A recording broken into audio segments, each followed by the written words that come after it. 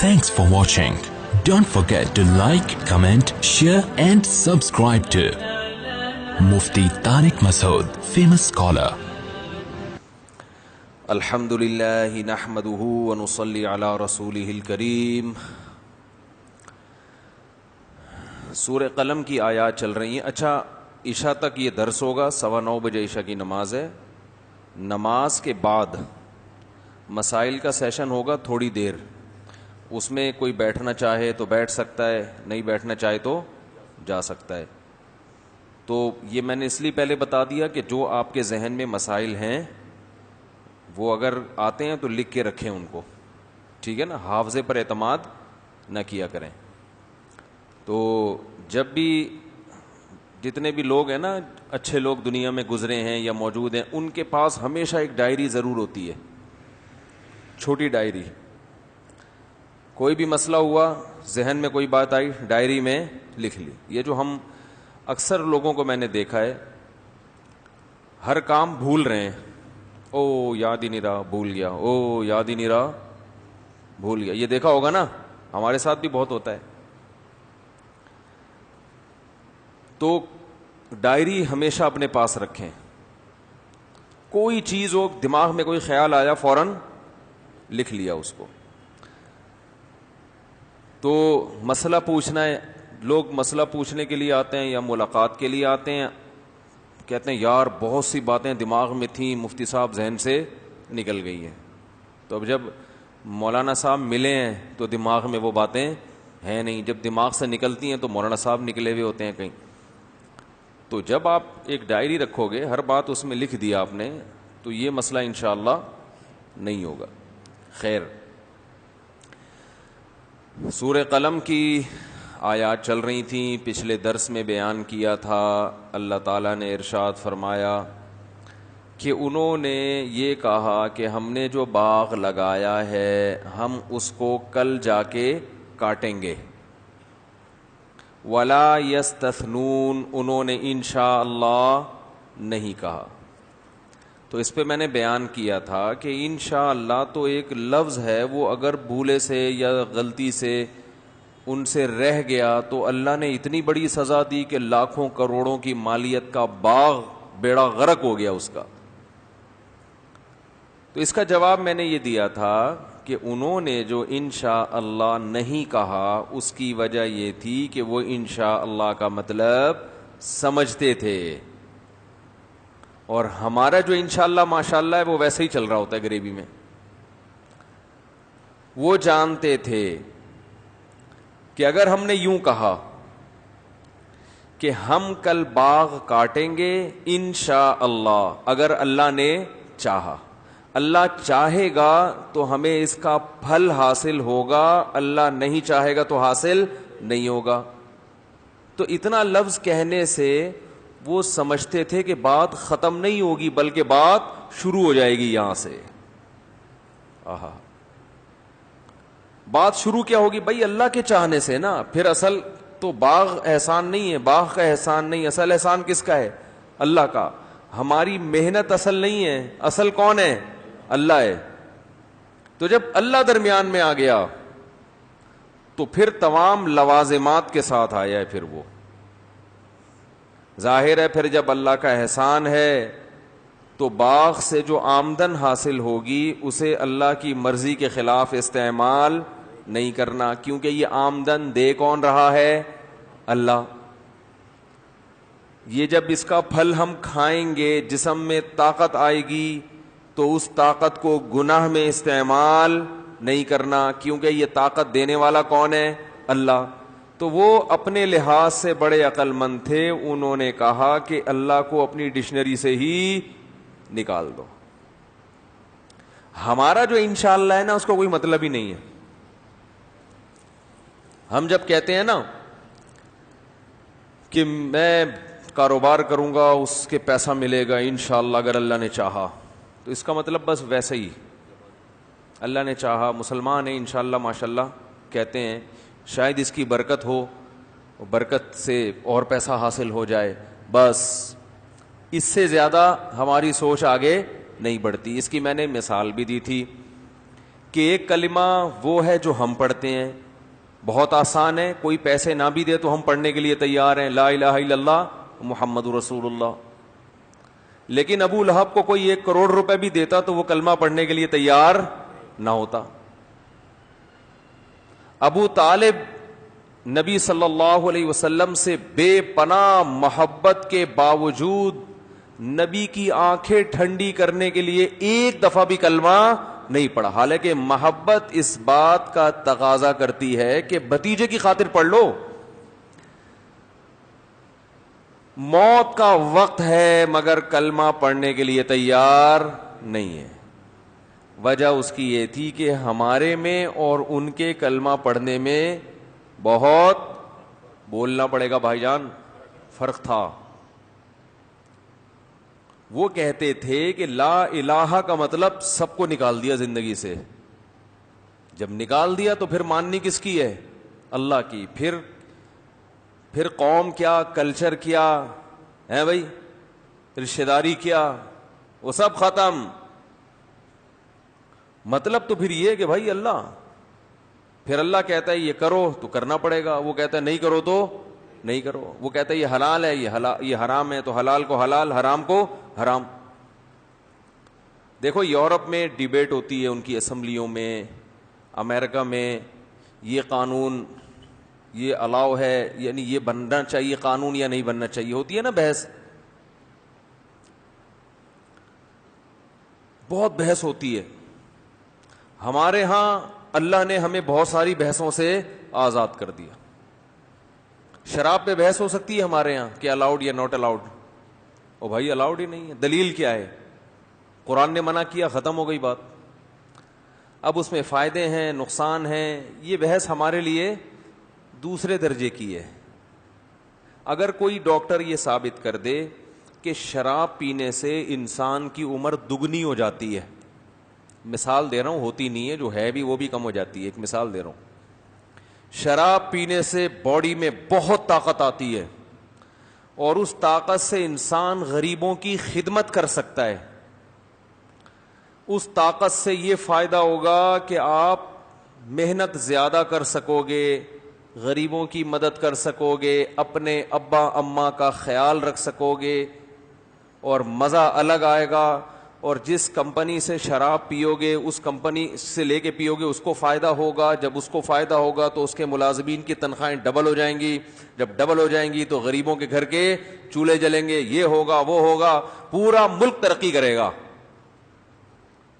آپ بولو گے بھائی ان تمام کے تمام دلائل کی ایسی کی, بولو بھائی کیا خیال ہے؟ انما الخمر والمیسر والانصاب والازلام رجس. اللہ کہتے ہیں شراب, جوا, یہ کیا ہے؟ ناپاک گندی چیز ہے. فاجتنبوہ, چھوڑ دو اس کو. اے اللہ فائدے, وہ ایک تو میڈیکل رپورٹ آئی ہے, گوگل پہ لکھا تھا انہوں نے, شراب پینے سے یہ ہوتا ہے, ٹینشن ختم ہو جاتی ہے, ریلیکس ہے بھائی, اور وغیرہ وغیرہ. اور وہ جو رپورٹ تھی جگر خراب ہوتا ہے, وہ اگر یہ ساتھ میں کھا لو تو جگر اور اچھا ہو جاتا ہے, مثال ایک. تو اللہ فرماتے ہیں اثمہ ما اکبر من نفعہ ما, اللہ فرماتے ہیں شراب اور جوئے کے فائدے اس کے گناہ سے کم ہیں. کیا زبردست انداز ہے قرآن کا, قیامت تک کے لیے شراب اور جوئے کی بحث کو ختم کر دیا. جتنے بھی فائدے ہوں, اس کا جو گناہ ہے, گناہ کسے کہتے ہیں؟ اللہ کی نافرمانی, اور نافرمانی سے جو نقصان پہنچتا ہے. اللہ فرماتے ہیں کہ اللہ کی نافرمانی سے جو تمہیں نقصان پہنچے گا وہ ترازو کے ایک پلڑے میں, اور دوسرے پلڑے میں شراب اور جوئے کے فائدے. جوئے سے کیا فائدہ ہوتا تھا پتہ ہے؟ عرب لوگ جو جوا کھیلتے تھے تو آج کے لوگوں کی طرح نہیں. آج جوا جب کوئی جیتتا ہے نا, دیکھو عربوں میں بعض بڑی کوالٹیز تھیں, تبھی تو اللہ نے ان میں پیغمبر کو بھیجا کہ قیادت یہ قوم کرے گی. لوگ جو کہتے ہیں نا وہ عرب بہت ہی یوں تھے, بہت ہی غلط, ایسا نہیں ہے, اتنے بھی برے نہیں تھے. وہ برائی تھی, مگر وہ برائی بھی, اس میں بھی ایک اچھائی کا پہلو چھپا ہوا تھا. بات دائیں بائیں نہ ہو جائے, جلدی سے ایک مثال دے کے سمجھاتا ہوں. دیکھو یعقوب علیہ السلام کے بیٹے, انہوں نے یوسف علیہ السلام کو کنویں میں ڈالا, حسد اور جیلسی میں, ہے نا, برے تھے نا. کیا ہوا, بول دو ہاں برے تھے, یعنی برائی کی انہوں نے. کتنا بڑا جرم, سگے بھائی کو ڈالا کہاں, کنویں میں, کہ یہ یہاں سے نکل جائے بس. لیکن اس برائی کے پیچھے وہ گھٹیا جذبہ نہیں تھا جو آج لوگوں کو کنویں میں ڈالنے کے پیچھے ہوتا ہے. آج بڑا بھائی چھوٹے بھائی کو چاہتا ہے کہ دائیں بائیں ہو جائے. مقصد کیا ہے, وراثت مجھے مل جائے, پیسہ, روکڑا. اس میں بھائی بھائی کو قتل کر دیتا ہے. وہ چاہتا ہے کہ یہ ترقی نہ کرے تاکہ میرا غلام بن کے رہے. چھوٹا بھائی مجھ سے آگے نکل گیا تو یہ تو میرا باپ بن جائے گا. یہ جیلیسی میں, اور یعقوب علیہ السلام کے بیٹوں کو تو جیلیسی تھے, اس میں زمین آسمان کا فرق تھا. یعقوب علیہ السلام کے بیٹوں کو یوسف علیہ السلام سے تو جیلیسی تھی, وہ پیسوں کی نہیں تھی, وہ عزت اور شہرت کی نہیں تھی, وہ یہ تھی باپ سے محبت. یخلو لکم وجہ ابیکم, تمہارے ابا کی محبت زیادہ کس طرف ہے, چھوٹے بھائی کی طرف. ہم چاہتے ہیں کہ ابا ہم سے زیادہ محبت کرے. بات نہیں آ رہی سمجھ میں. یخلو لکم وجہ ابیکم, چھوٹا جب زندگی سے نکلے گا ابا کی, مایوس ہو جائیں گے, تو پھر ہم ہوں گے اور ابا. محبت ابا کس سے کریں گے, ہم سے. ایسی خاندانی اولاد مارکیٹ میں نظر آتی ہے کہیں؟ ارے یار کیا ہو گیا بھائی, سمجھانا بڑا مشکل کام ہو گیا یار. وہ میرے بھائی چراغ لے کے تلاش کرو گے نا ایسی اولاد جو ابا سے ایسی محبت کرتی ہو کہ ابا سے پیسے نہیں چاہیے, جائیداد نہیں چاہیے, ابا ہم سے ابا والی محبت زیادہ کریں. جو باپ کو بیٹوں سے محبت ہوتی ہے نا, تو ہمارے ابا وہ والی محبت مجھ سے زیادہ کریں. آج تو اولادوں کو اس کی فکر ہی نہیں ہے کہ ابا مجھ سے محبت کرتے بھی ہیں کہ نہیں کرتے. کرتے ہیں ٹھیک ہے, نہیں کرتے تو ہمارا کیا بگاڑ لیں گے, پیسے دے دو پان کے گٹکے کے بس. ابا یہی ہوتا ہے نا, ابا جیب خرچی دو, ابا میری فیس بھرو, پہلا سیمسٹر کی فیس بھر دو, میں میڈیکل کالج میں پڑھ رہا ہوں, فیسیں بھرنا آپ کا کام ہے, آپ باپ ہو ہمارے.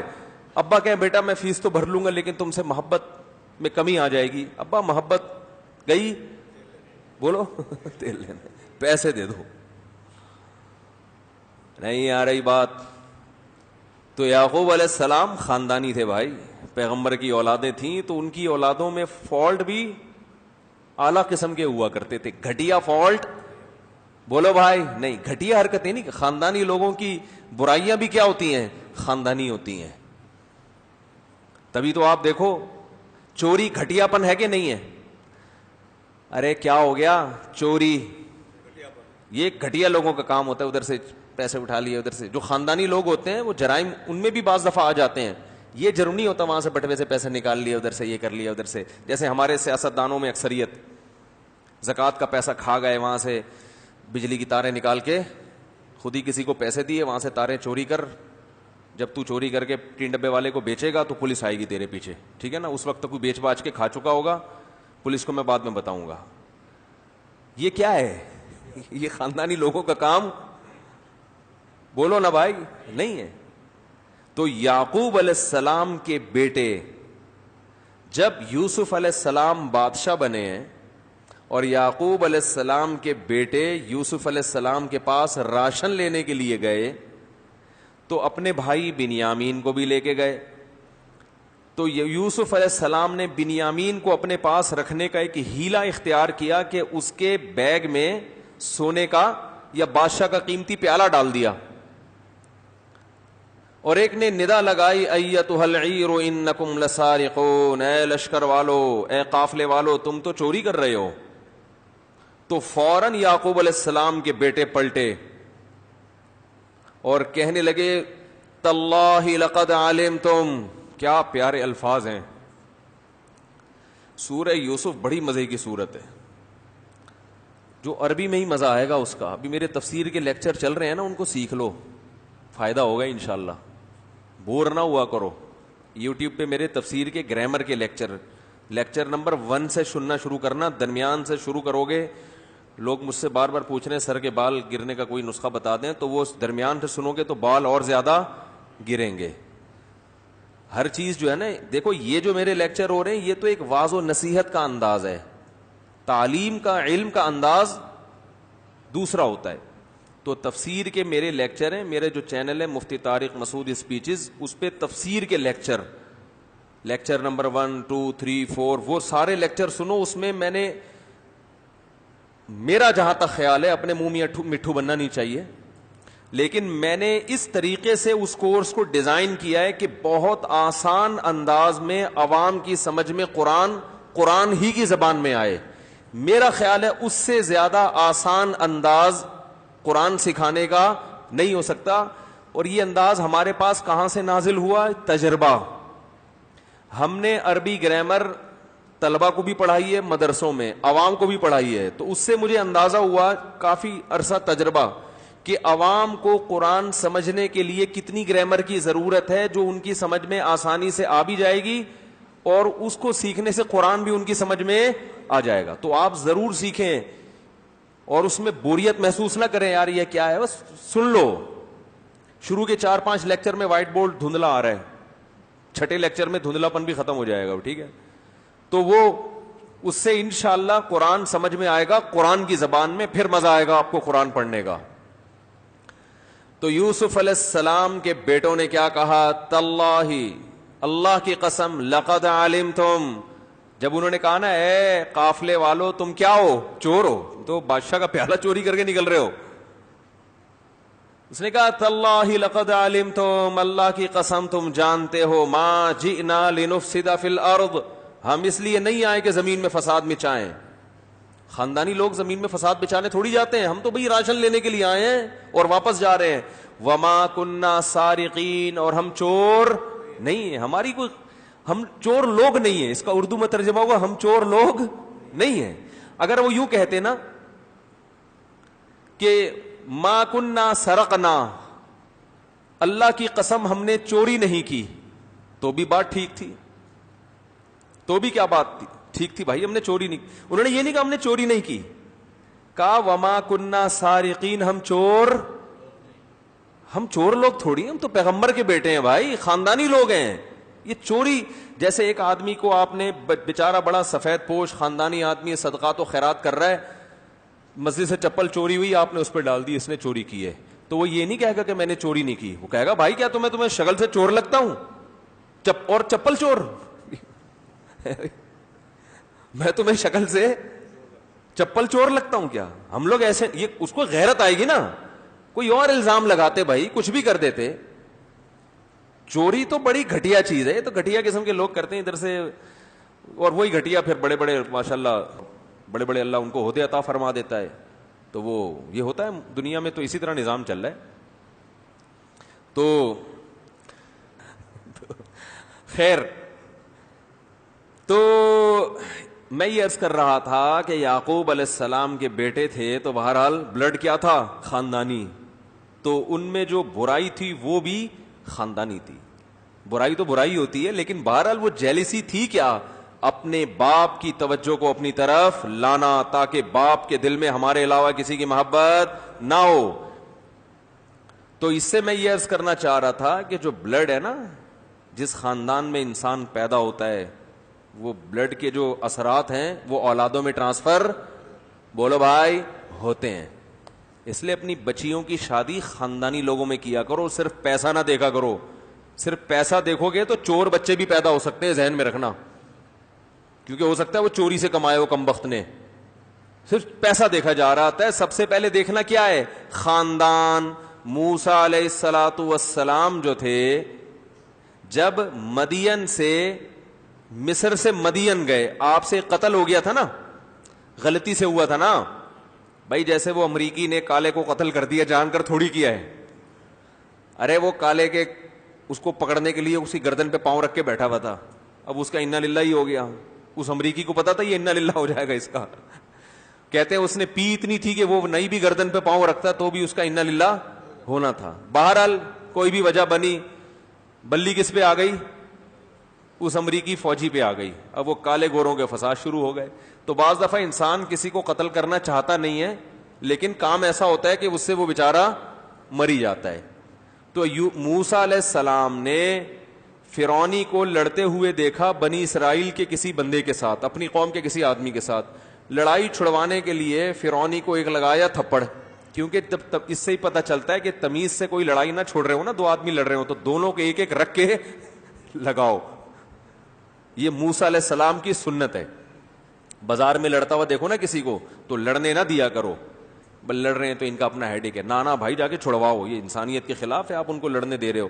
پہلے لڑتے ہوئے تو لوگ چھڑواتے تھے, اب چھڑواتے ہی نہیں ہے, کہہ رہے ہیں ان کا مسئلہ ہے ہمارا تھوڑی ہے, تو جاؤ چھڑواؤ ان کو. تو اگر نہیں چھوڑ رہے تو حضرت موسیٰ علیہ السلام کی سنت ہے کہ ایک ایک چانٹا دونوں کے لگاؤ. تو موسیٰ علیہ السلام نے جیسے ہی پہلا چانٹا لگایا ہے فرعونی کے, کیونکہ وہ طاقتور تھا, تو وہ حضرت موسیٰ کو اپنے تھپڑ کی پاور کا اندازہ تھا نہیں. وہ جب لگا ہے تو اس کا انا للہ و انا الیہ راجعون, غیر مسلموں کا انا للہ ہوتا نہیں لیکن ایک ٹرم بن چکی ہے نا یہ, وہ مری گیا.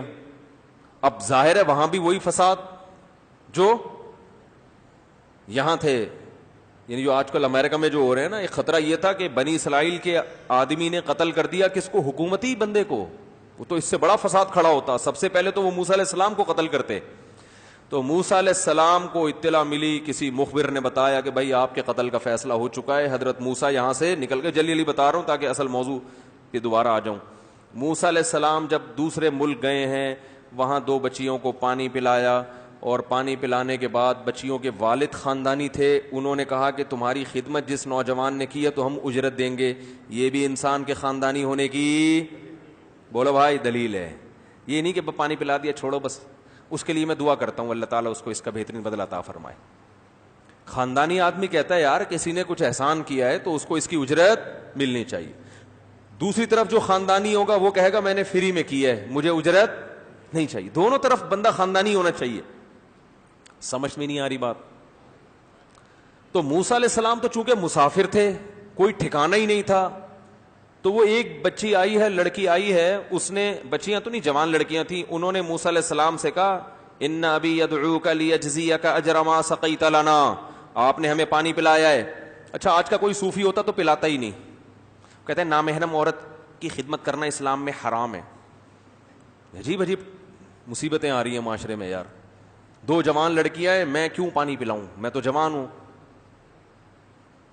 بھائی جوان تھی نا وہ سائڈ پہ کھڑی ہوئی ہیں. تو پہلے تو موسیٰ علیہ السلام نے ان سے جا کے پوچھا ما خطبکما, تم یہاں کیوں کھڑی ہوئی ہو, لوگ پانی پلا رہے ہیں اپنے جانوروں کے لیے کنویں سے, تم یہاں دور ہٹ کے کیوں کھڑی ہوئی ہو. تو نامحرم سے بات کرنا بھی کیا ہے, ضرورت ہو. بھائی وہ سمجھتے تھے کہ بیچاری مجبور ہیں, اتنی دیر سے کھڑی ہوئی ہیں, کوئی مسئلہ ہوگا ان کے ساتھ. تو جا کے ان سے پوچھا ما خطبکما, تم لوگ یہاں کیوں کھڑی ہوئی ہو. انہوں نے کہا لا نسقی حتی یصدر الرعاء, ہم اس وقت تک پانی نہیں کنویں سے نکال سکتے جب تک یہ مجمع چھٹ نہیں جاتا. یعنی شرم و حیا کی وجہ سے ہم مجمع میں گھسنا نہیں چاہتے. بتا دیا کہ ہم بھی کیا ہیں, خاندانی.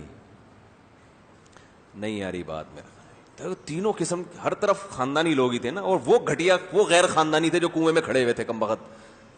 وہ یہ نہیں دیکھ رہے کہ یار پہلے لیڈیز جو ہے نا, بھائی ہم مرد ہیں, ہم میں طاقت زیادہ ہے, کھڑے رہ سکتے ہیں, دھوپ میں بھی کھڑے ہو سکتے ہیں, خواتین کا احترام کرو, تھوڑا سا مجمع چھڑ جائے, ان کو پہلے نکال دو. تو وہ مجمع کیا تھا, بولو بھائی, غیر خاندانی. میں یہ خاندانی غیر خاندانی بار بار اس لیے کر رہا ہوں کہ یہ حرکتیں پہچاننی, اپنے آپ کو نا نوٹ کرنا چاہیے کہ خود کیا ہو. صحیح ہے نا, یہ تھرمامیٹر آپ کو دے رہے ہیں ہم, یہ زبان پہ رکھو گے تو پتہ چل جائے گا کہ خاندانی پن کتنا ہے آپ کے اندر, کہ آپ کا ایٹیٹیوڈ بھی ایسا ہوتا ہے کہ نہیں ہوتا. تو وہ جو مجمع کنویں میں پانی نکال رہا تھا وہ سارے کیا تھے, غیر خاندانی. ان کو ان لڑکیوں پہ ترس نہیں آیا. موسیٰ علیہ السلام کو حالانکہ خود قابل ترس ہیں, ابھی تو مسافر تو خود ٹھکانہ ڈھونڈ رہا ہوتا ہے, لیکن خدمت کا کوئی موقع نہیں چھوڑتے خاندانی لوگ. موسیٰ علیہ السلام نے ان دو نوجوان لڑکیوں سے آ کے پوچھا ما خطبکما, کیا ہوا, تمہاری حالت کیا ہے, یہاں کیوں ایسے کھڑی ہوئی ہو. کہا کہ لا نسقی حتی یصدر الرعاء.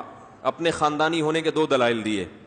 نمبر 1, اس مجمع میں ہم نہیں جا سکتے, مردوں کا مجمع ہے. نمبر 2, سوال پیدا ہوتا ہے پھر گھر سے تم آئی کیوں, گھر سے مرد کیوں نہیں آیا؟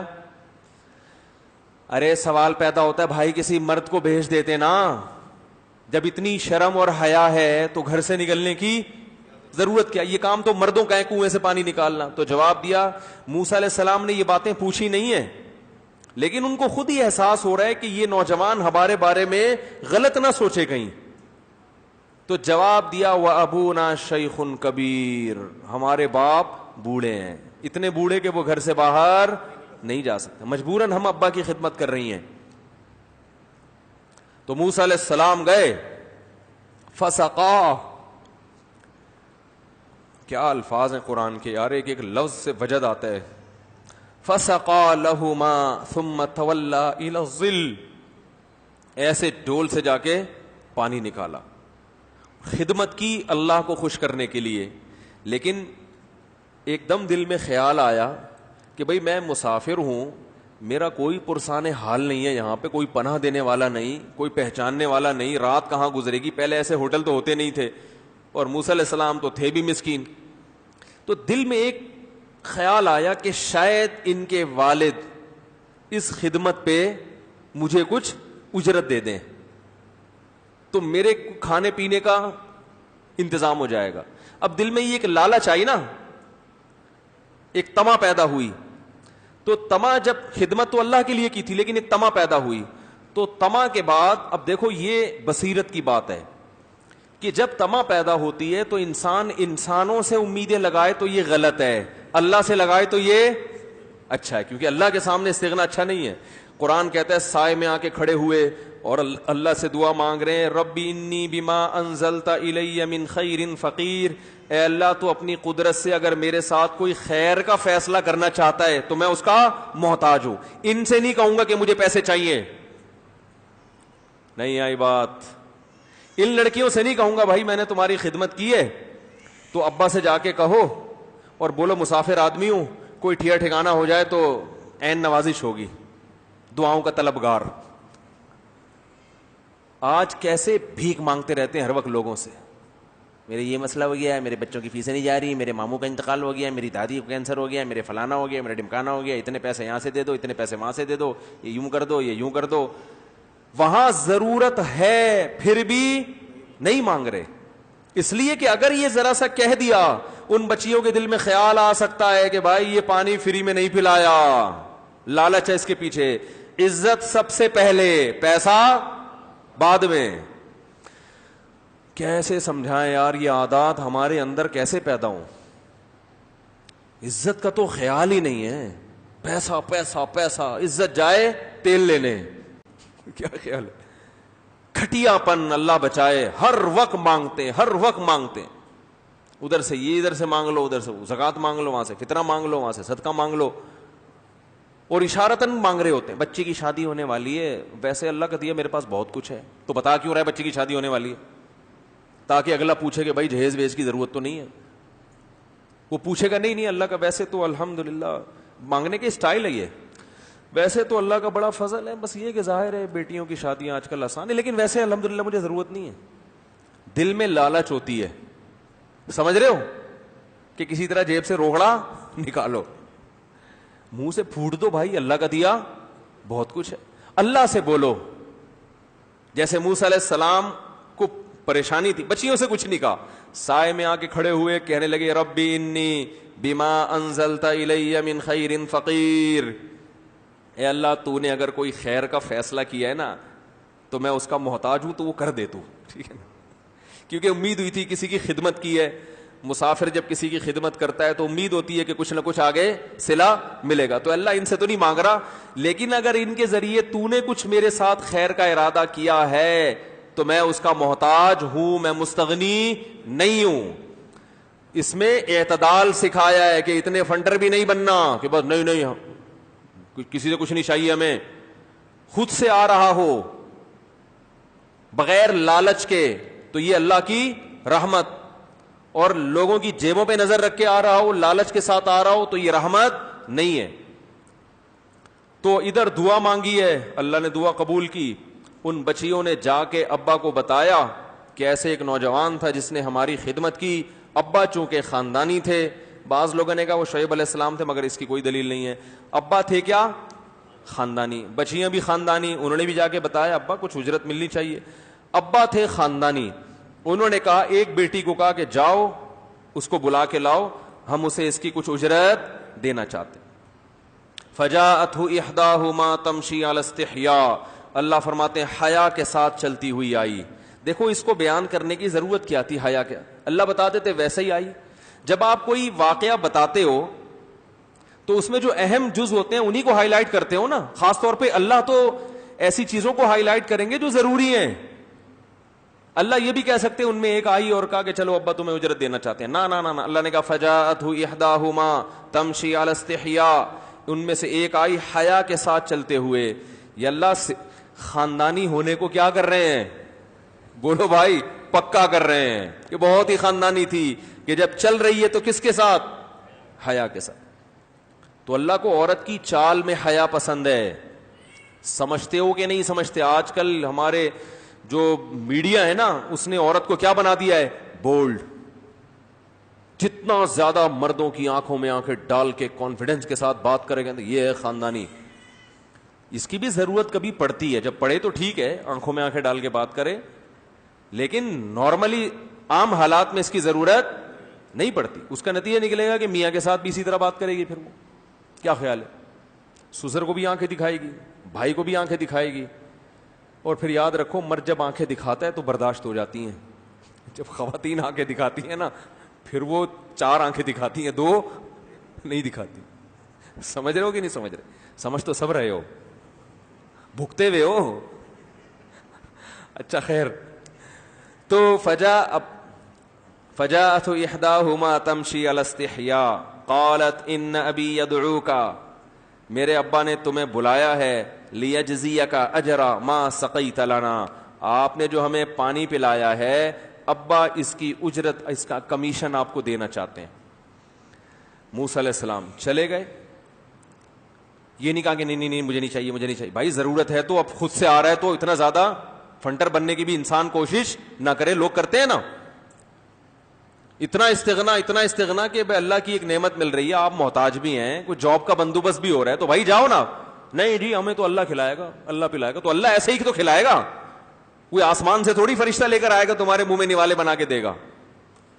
تو کورونا سے اللہ بچائے گا, احتیاط کرو گے تو بچائے گا میرے بھائی, اور جھپیاں پاؤ گے ایک دوسرے کے ساتھ تو مارے گا بھی کون, اللہ ہی مارے گا. پھر صرف بچائے گا نہیں, وہ مارے گا بھی وہی. پھر یہ جتنے مرے ہیں یہ اللہ نہیں تو مارے سارے, بچا بھی اللہ رہا ہے, مار بھی اللہ رہا ہے. تو خیر موسیٰ علیہ السلام, کیا یار یہ مجھے واقعہ میں مزہ اتنا آتا ہے, وہ ایک تو قرآن کی آیتوں میں لطف اتنا ہے کہ وہ میرا اصل ٹاپک تو سارا رہ ہی جاتا ہے. میں خیر جلدی سمیٹتا ہوں, اصل بات کی طرف آتا ہوں. موسیٰ علیہ السلام جب وہاں گئے ہیں, اصل میں اس واقعے کا نا ایک پہلو بڑا خاندانی ہے, ایک لفظ بھی زائد نہیں ہے اس واقعے میں. تو وہاں گئے ہیں تو قرآن کہتے ہیں فلما قص علیہ القصص,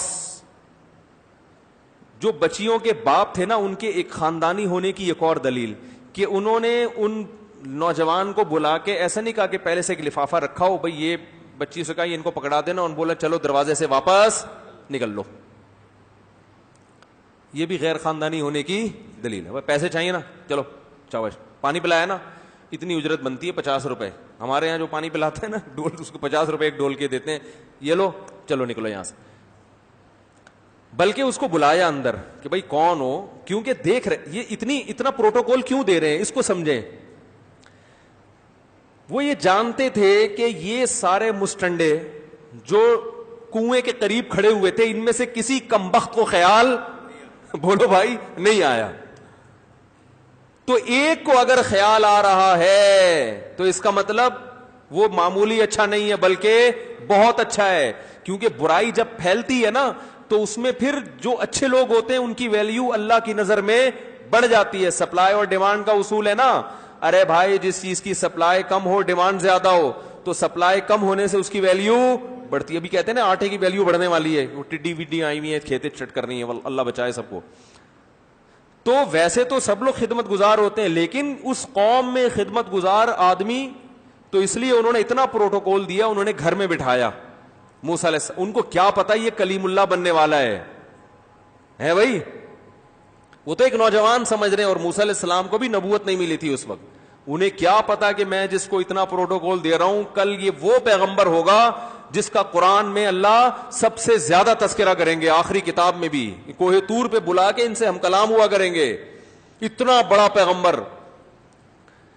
تو موسیٰ علیہ السلام کو انہوں نے بٹھایا, پوچھا بھائی کون ہو, پہلے تعارف, کون ہو, کہاں سے آئے ہو.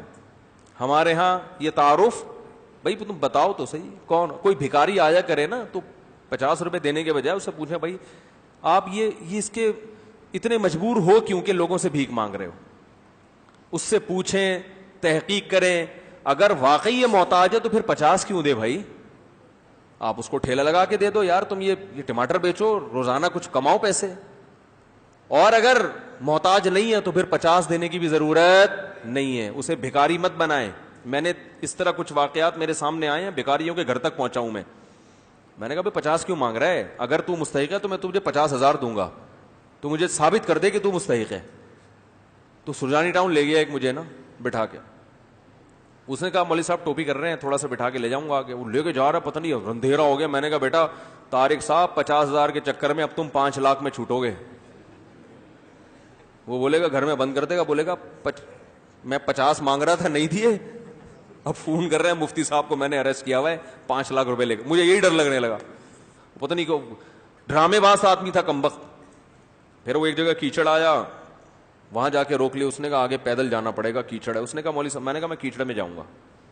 چلو کوئی بات نہیں, کیچڑ میں چلتے, پہلے آگے آگے, تو ایسا نہ ہو کیچڑ ہی ہو کچھ اور نہ ہو آگے, پتہ چلا اندر ہی ڈوب ہی گئے. میں نے کہا آگے آگے آپ, پیچھے پیچھے میں سے کیچڑ میں لے گیا, پتہ نہیں کہاں لے جا کے پتہ چلا ڈرامے بازی سالی.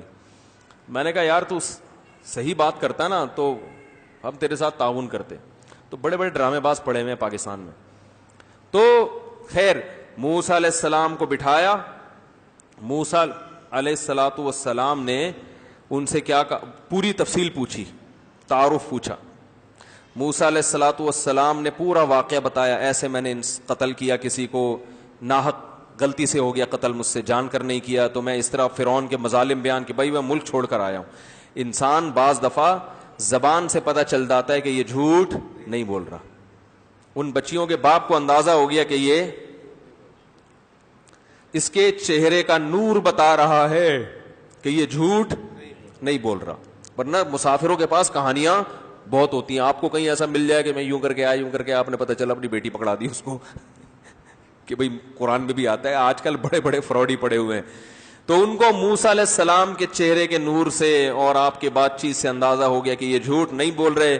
فرمایا لا تخف نجوت من القوم الظالمین, لڑکیوں کے باپ نے تسلی دی, اب تم خوف نہ کرو, اللہ نے تمہیں ظالموں سے نجات دے دی.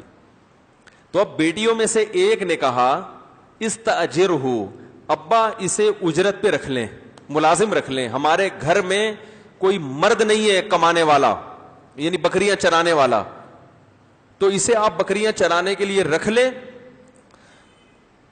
اس کا بھی کام ہو جائے گا. ان کو ظاہر ہے روزگار چاہیے نا مسافر کو, اور ہمیں بھی گھر سے باہر نہیں نکلنا پڑے گا. بیٹی یہی کہہ سکتی تھی نا, وہ یہ کہتی ابا ان میں اس سے میری شادی کرا دیں, تو یہ حیا کے خلاف ہوتا. ممکن ہے بہت سے والدین کہیں ہماری بچی نے ہم سے کہا تھا کہ ابا میری وہاں سیٹنگ چل رہی ہے, میری شادی کرا دیں, تو رکھ کے ہم نے صحیح تھپڑ مارا تھا اس کے, پھر بالکل صحیح کیا تھا. تو آپ نے غلط اس لیے کیا تھا کہ جب باپ خود فکر مند ہوتا ہے تو بیٹی کو کہنے کی ضرورت نہیں ہوتی. ابا کو جب فکر نہیں ہوتی تو پھر بیٹی کا ہی فرض ہے کہ وہ بتا, سیٹنگ ویٹنگ نہیں, بتا دے کہ میری وہاں شادی کرا دو, پھر نہ کہنا حیا کے خلاف. یا تو گھر کی بیٹیوں کی شادی کی فکر کرو, بالغ ہوتے ہی رشتہ تلاش کرو ان کے لیے, پھر بیٹیاں کبھی نہیں کہیں گی, ان کو شوق نہیں ہوتا. جیسے وہ بیٹی یہ کہہ رہی ہے کہ اس کو اجرت پہ رکھ لیں, بکریاں چرائے گا, ابا کو فکر کس کی لگی ہوئی ہے, بھائی بیٹیاں جوان ہو گئی, ان کے لیے رشتہ چاہیے کہ نہیں چاہیے. تو ابا اپنی ذمہ داری پوری کریں تو پھر بیٹیوں کو یہ کہنے کی ضرورت نہیں ہے. اور اگر بیٹی کہہ رہی ہے اس کا مطلب آپ نے اس کو یہاں تک مجبور کیا ہے, پھر اس کی پھر اس کی بات مانو آپ. پھر یہ نہیں کہو تم میں شرم نہیں ہے, پڑا خاندانی لوگوں کی بیٹیاں ایسے کہتی ہیں, ابا سے خدا کے کہتی ہیں میری وہاں شادی کرا دو.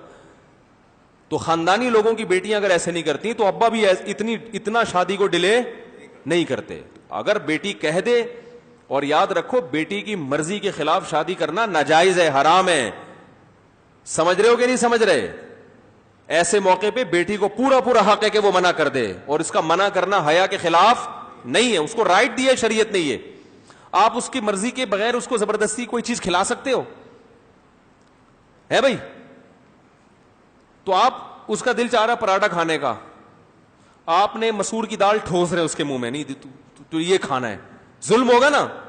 تو بھائی وہ تھوڑی دیر کے لیے ایک چیز زبردستی نہیں کھلا سکتے, وہ پورا میاں اس کو پہنا رہے ہو آپ پوری زندگی کے لیے. سمجھ میں آ رہی ہو؟ پورا ایک عدد میاں, ایک عدد پورا 6 فٹ کا میاں آپ اس کو پہنا رہے ہو, وہ نہیں راضی پھر بھی پہنا دیا, تو وہ تو ظلم ہے. تو میں اس لیے کہہ رہا ہوں کہ کہیں قرآن کی یہ جو حیا اور یہ سب چیزوں کا لوگ غلط مطلب نہ لیں. عرب میں 40-40 سال کی بیٹیاں ہو جاتی ہیں, بیچاری باپ سے کہہ نہیں سکتی کہ ہمارا نکاح کراؤ, اور باپ ان کی اس حیا کا ناجائز فائدہ اٹھاتا ہے, بچیوں کو بوڑھا کر دیتے ہیں. تو ایسے موقع پر بیٹی کی ذمہ داری ہے وہ کہہ دے, اس میں کوئی گناہ نہیں ہے, کیونکہ نکاح کی ترغیب جو شریعت نے دی ہے اس پر عمل کرنا پہلے ہے, باقی چیزیں بعد میں. تو یہ تو ماحول ایسا تھا کہ وہ باپ خود ہی فکر کر رہے, تو باپ نے فوراً کیا کہا بیٹی کو, موسیٰ علیہ السلام سے. بیٹیاں تو کہہ رہی ہیں کہ اس میں 2 صفات ہیں, طاقتور ہے اور امانت دار ہے. تو ایسا آدمی ہی گھر میں ملازم ہونا چاہیے اجرت پہ, کیونکہ طاقتور محنت کرے گا, اور امانت کا مطلب کام دل جمی سے کرے گا. ایسا نہیں کہ تنخواہ لینے کے ٹائم پہ تو آ جائے. آج کل کیا ہوتا ہے, بکریاں حوالے کرو, 1-2 بکری تو ویسے ہی غائب کر دیتا ہے. وہ ایسا ہی ہوتا ہے نا, وہ کورونا ہو گیا تھا اس کو ویسے ہی غائب کیا. باقی میں نے تو چرواہوں کو بکریاں اپنی دی ہیں, اتنی بڑی دو تو وہ سال کے بعد بجائے بڑی ہونے کے چھوٹی ہو رہی ہوتی ہے, اور ان کی اپنی بکریاں بڑی ہو رہی ہوتی ہیں. یہ خیانتیں آج کل چل رہی ہیں مارکیٹ میں, اپنی چیز کوئی نہیں سمجھتا.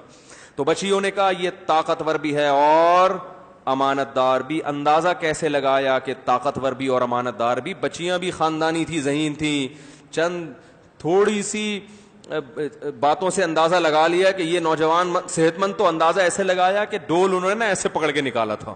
صحیح ہے نا, ظاہر ہے جس کے چانٹا مارا ہو بندہ ہی مر گیا ہو. تو وہ پانی کا ڈول جو انہوں نے نکالا نا موسیٰ علیہ السلام نے, اس سے بچیوں کو اندازہ ہو گیا ہے کہ نوجوان طاقتور ہے, کمزور نہیں ہے. اور امانت کا اندازہ آنکھوں سے لگایا. کسی مسافر کو کہیں, مسافر تو زیادہ گناہ کرتے ہیں نا, کیا خیال ہے؟ ان کو تو زیادہ وہ ہوتا ہے کہ یار نہ بچیوں کا کوئی پوچھنے والا تو ہے نہیں, تو بد نظری کرنا شروع کر دے گا, بلا وجہ فری ہونے کی کوشش شروع کر دے گا, ان کی سادگی سے ناجائز فائدہ اٹھانا شروع کر دے گا. تو بچیوں کو اندازہ ہو گیا کہ انہوں نے ضرورت سے زیادہ ہم سے بات نہیں کی, آنکھیں نیچے جھکی ہوئی ہیں. صحیح ہے نا. اس سب چیزوں سے اندازہ ہو گیا کہ بندہ کیا ہے, بولو بھائی, خاندانی. تو یہ عورتیں جو ہے نا, یہ یاد رکھو سب کو سب کا پتہ ہوتا ہے.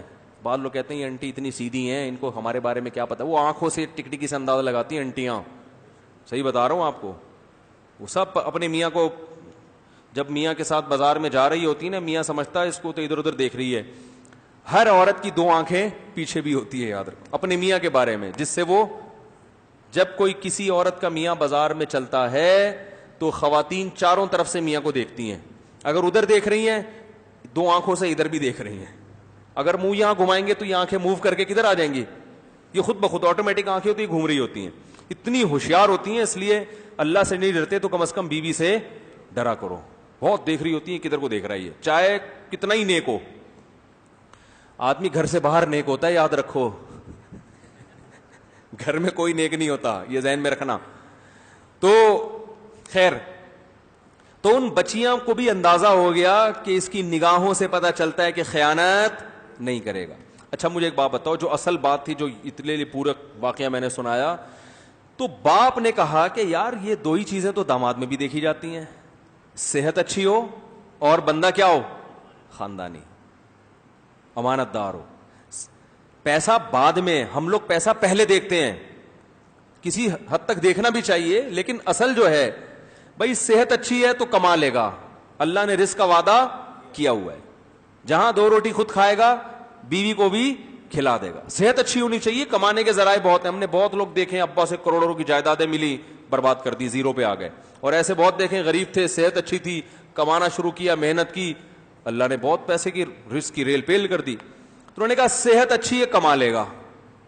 دوسری بات, امانت دار ہے, اللہ کے خوف سے اللہ کا حق ادا کر رہا ہے تو بیوی کا حق بھی ادا کرے گا. جس میں اللہ کا خوف نہیں ہے وہ بیوی کا حق ادا کر ہی نہیں سکتا. اس پہ 6 سالے چھوڑنے پڑیں گے پھر جا کے بیوی کا حق ادا کرے گا.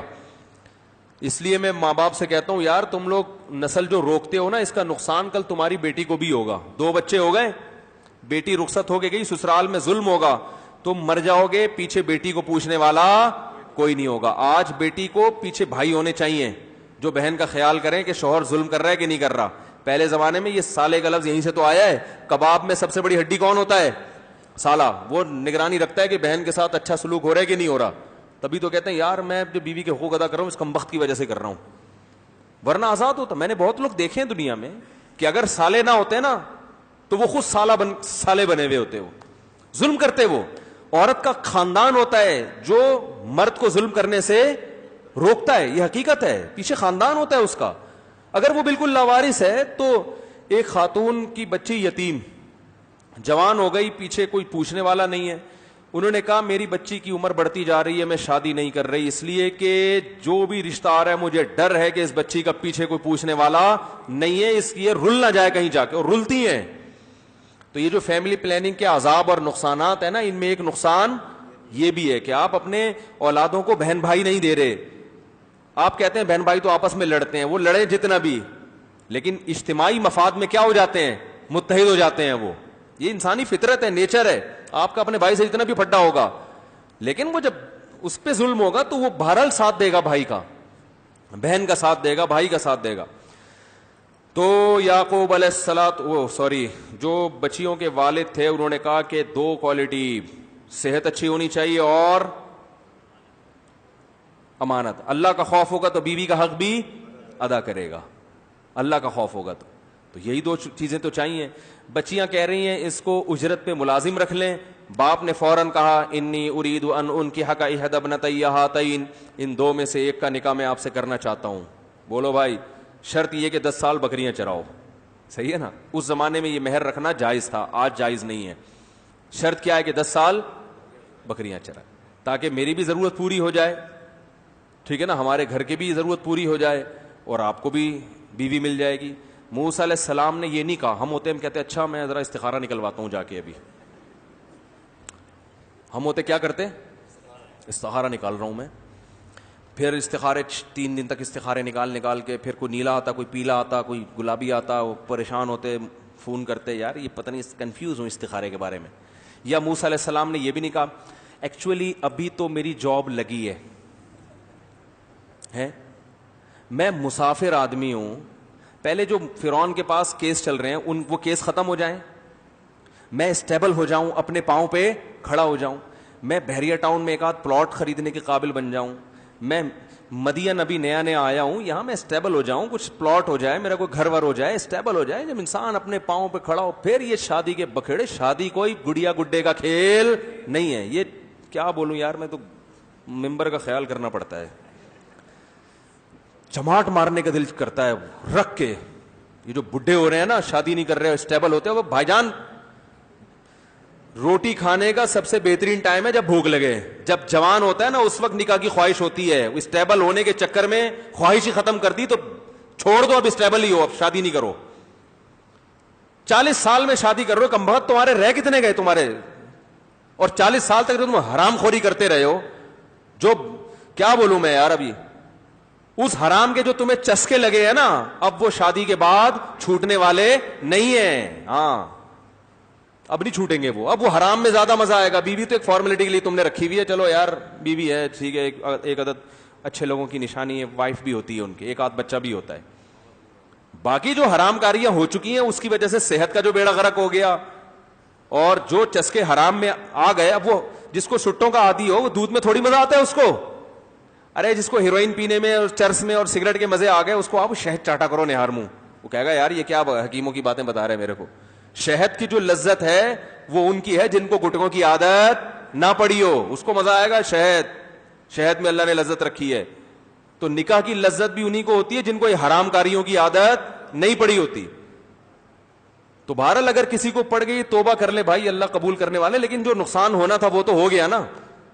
تو ہم ہوتے ہیں موسیٰ علیہ السلام کی جگہ, ہم کہتے ہیں ایکچولی ابھی تو استخارہ نکالنا ہے, اور نکاح کو شادی گڑی گڈوں کا نکاح تو بہت بڑی کیا ہے, بہت بڑی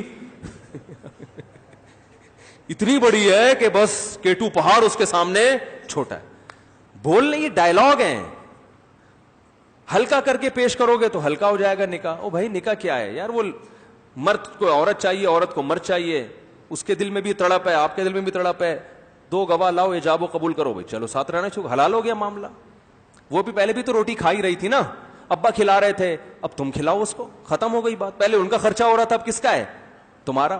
مہنگائی کے دور میں بڑا مشکل ہے بھائی, مہنگائی کے دور میں ابا کھلا رہا تھا, بوڑھے پہ خرچہ ڈالنا یہ مہنگائی کے دور میں زیادہ مسئلہ ہے. جوان پہ خرچہ ڈالنا آسان, اس کی تو بھی کمانے کی عمر شروع ہوئی ہے, اس پہ خرچہ ڈالو, باپ پہ نہیں ڈالو, باپ کا مفاد بھی نہیں ہے بیٹی سے, کوئی فائدہ بھی نہیں ہے, بوڑھے پہ خرچہ ڈالا ہوا ہے. مہنگائی کے دور میں اس بوڑھے کا خیال نہیں ہے کہ مہنگائی بہت ہے, شادی باتیں کرتا رہتا ہے بیٹھ کے, مہنگائی بہت ہے تو بچیوں کا خرچہ باپ سے ہٹاؤ نا, پھر جوان آدمی پہ ڈالو اس کا خرچہ. مہنگائی میں تو یہ زیادہ ضروری ہے کہ جوان پہ خرچہ ڈالا جائے, بوڑھے کو بولو اب آپ آرام کرو زندگی, اب داماد آپ کی خدمت کرے گا. سب فضول قسم کی ٹوپی ڈرامے جو لبرل لوگ ہیں نا, انہوں نے پھیلائے ہوئے ہیں سارے فضول. تو موسیٰ علیہ السلام, اور یہ ہمارے روحانی ٹوپی ڈراموں نے استخارے کے نام پہ جو مذاق بنایا ہوا ہے, یہ وہ استخارہ ہے ہی نہیں جو حدیث میں آتا ہے. حدیث والا استخارہ بالکل ایک الگ چیز ہے. تو موسیٰ علیہ السلام نے یہ بھی نہیں کہا گڑیا گڈوں کا کھیل تو نہیں ہے یہ, ایکچولی ابھی تو میں اسٹیبل, ابھی میں یہاں آیا ہوں اور یہ مسائل اور یہ وہ. بھائی جاب مل گئی, ٹھکانہ مل گیا, جیسے ہی انہوں نے پیشکش کی ہے نا کہ میں چاہتا ہوں ان 2 میں سے ایک کا نکاح آپ سے کروں, 8 سال بکریاں چرانی ہیں, 10 کر دو تو غریبی آپ کی طرف سے. موسیٰ علیہ السلام نے فوراً ہاتھ بڑھایا, ذالک بینی و بینک, میرا اور آپ کا وعدہ پکا, خط ڈن ہے. کیونکہ لڑکیوں کی تحقیق بھی پہلے ہو چکی تھی نا کہ بھائی شرم والی حیا والی لڑکیاں ہیں, خاندانی ہیں. بھائی بیوی کا یہ پتہ چل جائے بھائی لڑکی کیا ہے, اچھے خاندان سے بلونگ کرتی, وہ اندازہ ہو گیا تھا کہ بھائی چلتی بھی حیا سے آئی, دور کھڑی بھی ہیں, ابا کی خدمت بھی کر رہی ہیں. بڑھاپے میں ابا کو اولڈ ہوم میں جمع نہیں کرایا کہ ابا آپ خام خواہ کی ٹینشن, ہمیں آپ کی وجہ سے پانی بھر کے لانا پڑتا ہے, چلو آپ عیدی سینٹر میں. کچھ بھی نہیں کیا, گھر میں ابا کو بھی پال رہی ہے, ذمہ دار گھر داری والی ہیں. یہی تو چاہیے بھائی. اور جہاں دیکھنا وہ ممکن ایک نظر دیکھ لیا ان لڑکیوں کی طرف, تو فوراً کہا ذالک بینی و بینک, یہ میرا اور آپ کا ایگریمنٹ ہے. تو پیغمبر نکاح پہ بڑے حریص ہوتے ہیں, فوراً نکاح کرتے ہیں جہاں موقع ملتا ہے.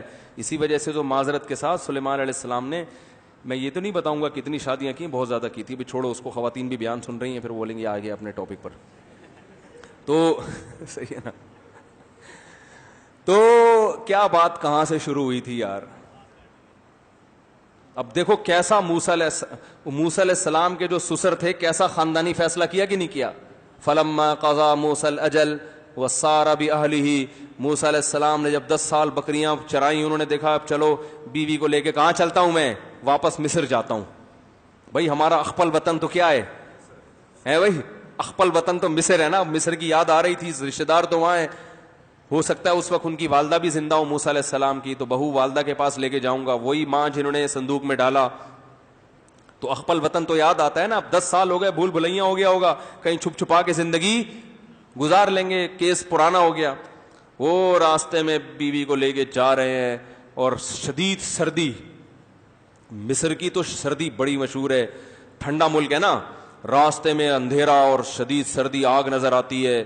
وہاں اپنی اہلیہ کو بولتے ہیں کثو انی آنستو نارا, ٹھہرو ٹھہرو مجھے آگ نظر آتی ہے.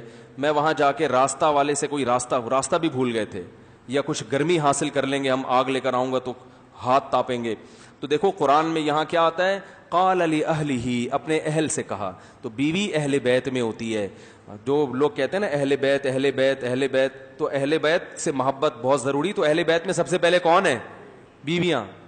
تو عجیب اہل بیت ہیں, حضرت علی ہیں اس میں, بس حضرت فاطمہ ہیں, حضرت عباس ہیں, یہ بھی یقیناً اہل بیت ہیں. لیکن امی عائشہ, بولو بھائی, وہ تو گھر والی. اہل بیت کا اردو میں ترجمہ پتہ کیا ہے, گھر والے. تو جب کوئی کہتا ہے نا میرے گھر والے, تو تو اس میں سب سے پہلے بیوی آتی ہے کہ نہیں آتی ہے؟ ابے آپ لوگ بولتے ہیں نا اپنے گھر والوں کے ساتھ آئیے گا, آپ بیوی کے ساتھ ہی نہیں گئے, پڑوسیوں کو لے گئے, تو اگلا بولے گا گھر والے کا تو مطلب سب سے پہلا کیا ہوتا ہے؟ اہل بیت. اسی طرح قرآن میں ایک اور جگہ نبی کی زوجات کو خطاب ہے, یا اہل البیت انما یرید اللہ لیطہرکم, اللہ چاہتا ہے کہ آپ کو پاک کر دے. اہل البیت, اے اہل بیت. تو نبی کی بیویوں سے بھی اللہ نے کیا خطاب کیا؟ اے اہل بیت. تو اہل بیت میں سب سے پہلے کون ہے؟ نبی کی بیویاں. اور آپ کی بیوی میں سب سے چہیتی کون تھی؟ امی عائشہ. تو اگر کوئی اہل بیت سے محبت کا دعویٰ کرتا ہے تو حضرت علی, حضرت حسن, حضرت حسین, حضرت عباس, یہ سب ہمارے جو ہے نا ایمان, ان سے محبت ہمارے ایمان کا جزو ہے. تو اسے جتنی محبت حضرت علی, حضرت حسن, حسین رضی اللہ عنہم سے ہے, اتنی ہی محبت امی عائشہ سے ہونا ضروری. آپ کو امی عائشہ سے اتنی محبت تھی کہ ایک صحابی نے نبی صلی اللہ علیہ وسلم کی دعوت کی, آپ نے فرمایا کہ عائشہ کو بلاؤ گے تو آؤں گا ساتھ میں. ہے بھائی, وہ صحابی تھے, بے تکلف تھے, ان کے پاس اتنی گنجائش نہیں تھی. انہوں نے کہا یا رسول اللہ نہیں, منع کر دیا. ہمارے ہاں منع کرنے والا بھی چماٹ پڑتا ہے اس کو, تکلف کا دور ہے نا. ارے دل میں کچھ اور ہے, زبان پہ کچھ اور ہے. تکلفات ہیں. صحابہ کے دور میں تکلف نہیں تھے, جو دل میں تھا وہی. وہ صحابی جانتے تھے کہ بھائی میں 2 کی دعوت افورڈ نہیں کر سکتا. انہوں نے خام خام یہ نہیں کہا نہیں آپ آئیں, آپ وائف کو بھی لے کر آئے. اب انسان چلا جائے اور دل میں آدمی کہہ رہا ہے یار مصیبت کھڑی کر دی, پوچھنا ہی مصیبت بن گیا میرے لیے. دل صاف تھے ان لوگوں کے, صاف کہہ دیا یا رسول اللہ یہ پیشکش قبول نہیں ہے. اللہ کے نبی نے بھی بتا دیا, پھر آپ کی دعوت قبول. بولو بھائی, تو نبی تو امت کے معلم تھے نا, بیوی کا ادب بھی سکھا رہے تھے. ادب سے مراد محبت, کہ بعض دفعہ انسان کو اپنی بیوی کے بارے میں تھوڑی غیرت بھی دکھانی پڑتی ہے کہ بھائی میری وائف کو بھی بلاؤ گے تو آؤں گا ورنہ جاؤ. تو بیوی کتنا خوش ہوگی یہ سن کے میرے میاں نے دعوت کیا کر دی, ٹھکرا دی. آج الٹا ہو رہا ہے, ابے تو نے بھابھی کو خام خامے بلا لیا یار. یہی ہوتا ہے. ابے یار ایک تھوڑا سا ریلیکس ہونے کا موقع ملا تھا یار, گھر میں بھی بھابھی کے ساتھ ہی بیٹھ کے کھانا کھاتے ہیں, اب تھوڑا سا ریلیکس تھا, تھوڑا آؤٹنگ واؤٹنگ ہو جائے گی, بیٹھیں گے. تو نے بھابھی کو بھی دعوت دے دی, اب خود میں تو منع کر نہیں سکتا, اب تو خود ہی کوئی ٹوپی شوپی کرا دے. تو یہ تربیت بھی کرنی تھی نا نبی نے. تو آپ صلی اللہ علیہ وسلم نے فرمایا عائشہ کو بھی بلاؤ. تو فضائل سب صحابہ کے ہیں, سب اہل بیت ہمارے لیے قابل محبت. لیکن جیسے حضرت علی کی بات نرالی ہے بھائی, بے شک اس میں دو رائے نہیں ہو سکتی, تو امی عائشہ کی بات بھی کیا ہے, نرالی ہے. یہ انداز کسی اور زوجہ کے نصیب میں نہیں آیا. تو ان صحابی نے پھر کچھ دنوں بعد دوبارہ دعوت کی, یا رسول اللہ میرے گھر تشریف لائیں, کھانا کھائیں. آپ نے فرمایا عائشہ کو بھی بلاؤ. انہوں نے پھر منع کر دیا, بھائی اکیلے آ سکتے ہیں. تو فرمایا نہیں, قبول نہیں ہے. تیسری دفعہ پھر دعوت کی, آپ نے فرمایا عائشہ کو بھی بلاؤ. انہوں نے پھر قبول کر لی. ممکن ہے تیسری دفعہ پہلے سے انتظام کر کے آئے ہوں. تو کیا بات چل رہی تھی, یہاں کہاں سے آ گئی یار. ایک تو میرا دماغ میں نا موسیٰ علیہ السلام کا تو واقعہ تھا ہی. ہاں اہل سے بات آئی تھی کہ موسیٰ علیہ السلام کیا کہہ رہے ہیں, اپنی اہل سے, گھر والوں سے کہا. تو اہل بیت سے محبت میں امہات المومنین سے محبت, وہ اہل بیت کی محبت میں داخل ہے. اور ان میں سب سے زیادہ کس سے, امی عائشہ اور پھر حضرت خدیجہ رضی اللہ تعالی عنہ. خیر, تو اصل بات کیا چل رہی تھی, وہ آگ تو وہ درمیان میں ایک واقعہ آ گیا. اصل جو میں نے موضوع شروع کیا تھا وہ تو میں نے شروع کیا تھا ولا یستثنون. بھائی وہ سورہ قلم کا میں سنا رہا تھا, ادھر ٹن کیسے مارا, عرب کا بتا رہا تھا. ہاں اصل جو خاندانی, تو اللہ تعالیٰ نے عربوں میں جو رسول اللہ صلی اللہ علیہ وسلم کو پیغمبر بنا کے بھیجا, اس کی ایک بڑی وجہ یہ تھی کہ عرب میں یقیناً برائیاں تھیں, مگر برائیوں کی there are 2 types of برائیاں. خاندانی برائیاں الگ ہوتی ہیں, یعنی ایک برائی کی بیس غلط نہیں ہوتی. تو عرب جوا کھیلتے تھے, لیکن وہ جوا پتہ ہے کیوں کھیلتے تھے, اس لیے نہیں جس لیے آج کھیلا جائے. آج جواری جب جوا جیتے گا, کروڑوں روپے کمائے گا, اس کروڑوں سے کیا کرے گا, حکمرانوں کو رشوت دے کے 2-4 اور پلاٹوں پہ قبضہ کروا لے گا. یہی ہے نا, یعنی اپنی توند بھرے گا اور حرام کو مزید حرام کا ذریعہ, اس سے شراب پیے گا وغیرہ وغیرہ. عرب کیا کرتے تھے, عربوں میں سخاوت تھی, عرب اس پہ فخر کرتے تھے ہم نے اتنے غریبوں کو کھلایا, اس پہ بہت فخر ہوتا تھا ان کا. کنجوسی اس زمانے کی ایک بہت بڑی گالی تھی. حاتم طائی اسی دور کا ہے نا, حالانکہ وہ اس نے اسلام تھوڑی دیکھا ہے. کفر کی حالت میں اتنا سخی آدمی, بات بات پہ اونٹ ذبح کر دیتا تھا لوگوں کو کھلانے کے لیے, ایسا سخی. تو آج اس زمانے کی آپ شاعری دیکھیں, آپ کو پتا چلے گا شاعر سخاوت پہ فخر کرتے تھے. آپ کو بتائے حضرت حمزہ رضی اللہ تعالی عنہ, ان سے کچھ صحابیات نے کہہ دیا تھا کہ یہ آپ کا اونٹ کھڑا ہوا ہے, کچھ تانا دے دیا تھا کہ ہم یہاں بھوکے اور اونٹ کھڑا ہوا ہے یہاں پہ. انہوں نے کیا اونٹ ذبح کر کے سب کو کھانا کھلا دیا, لو کھاؤ. وہ چونکہ اس زمانے میں شراب حرام نہیں ہوئی تھی تو نشے کی حالت میں تھے, اس وقت شراب حرام نہیں ہوئی تھی. بعد میں پتا چلا یہ اونٹ میرا نہیں ہے, یہ کس کا ہے, حضرت علی کا اونٹ ہے. اور حضرت علی کا پروگرام تھا اس اونٹ سے اپنا ولیمہ کرنے کا. تو حضرت علی نے جب اونٹ کا یہ حشر دیکھا تو کہتے ہیں میں اپنی آنکھوں پہ قابو نہیں پا سکتا. تو سخاوت ایسی تھی کہ یہ بھی تحقیق نہیں کر رہے کہ بھائی یہ بس وہ تانا دے دیا عورتوں نے. آج کوئی عورت تانا دے ہے کہ وہ تمہاری جیب سے کبھی پیسے نہیں نکلتے, یہ اونٹ کھڑا ہوا ہے, کھلاؤ ذرا بوٹی بنا کے, تو ہم کیا کہیں گے, عورتوں کا تو کام ہی تانے دینا ہے. ان کے منہ سے تو کبھی اچھی بات ہم نے سنی نہیں.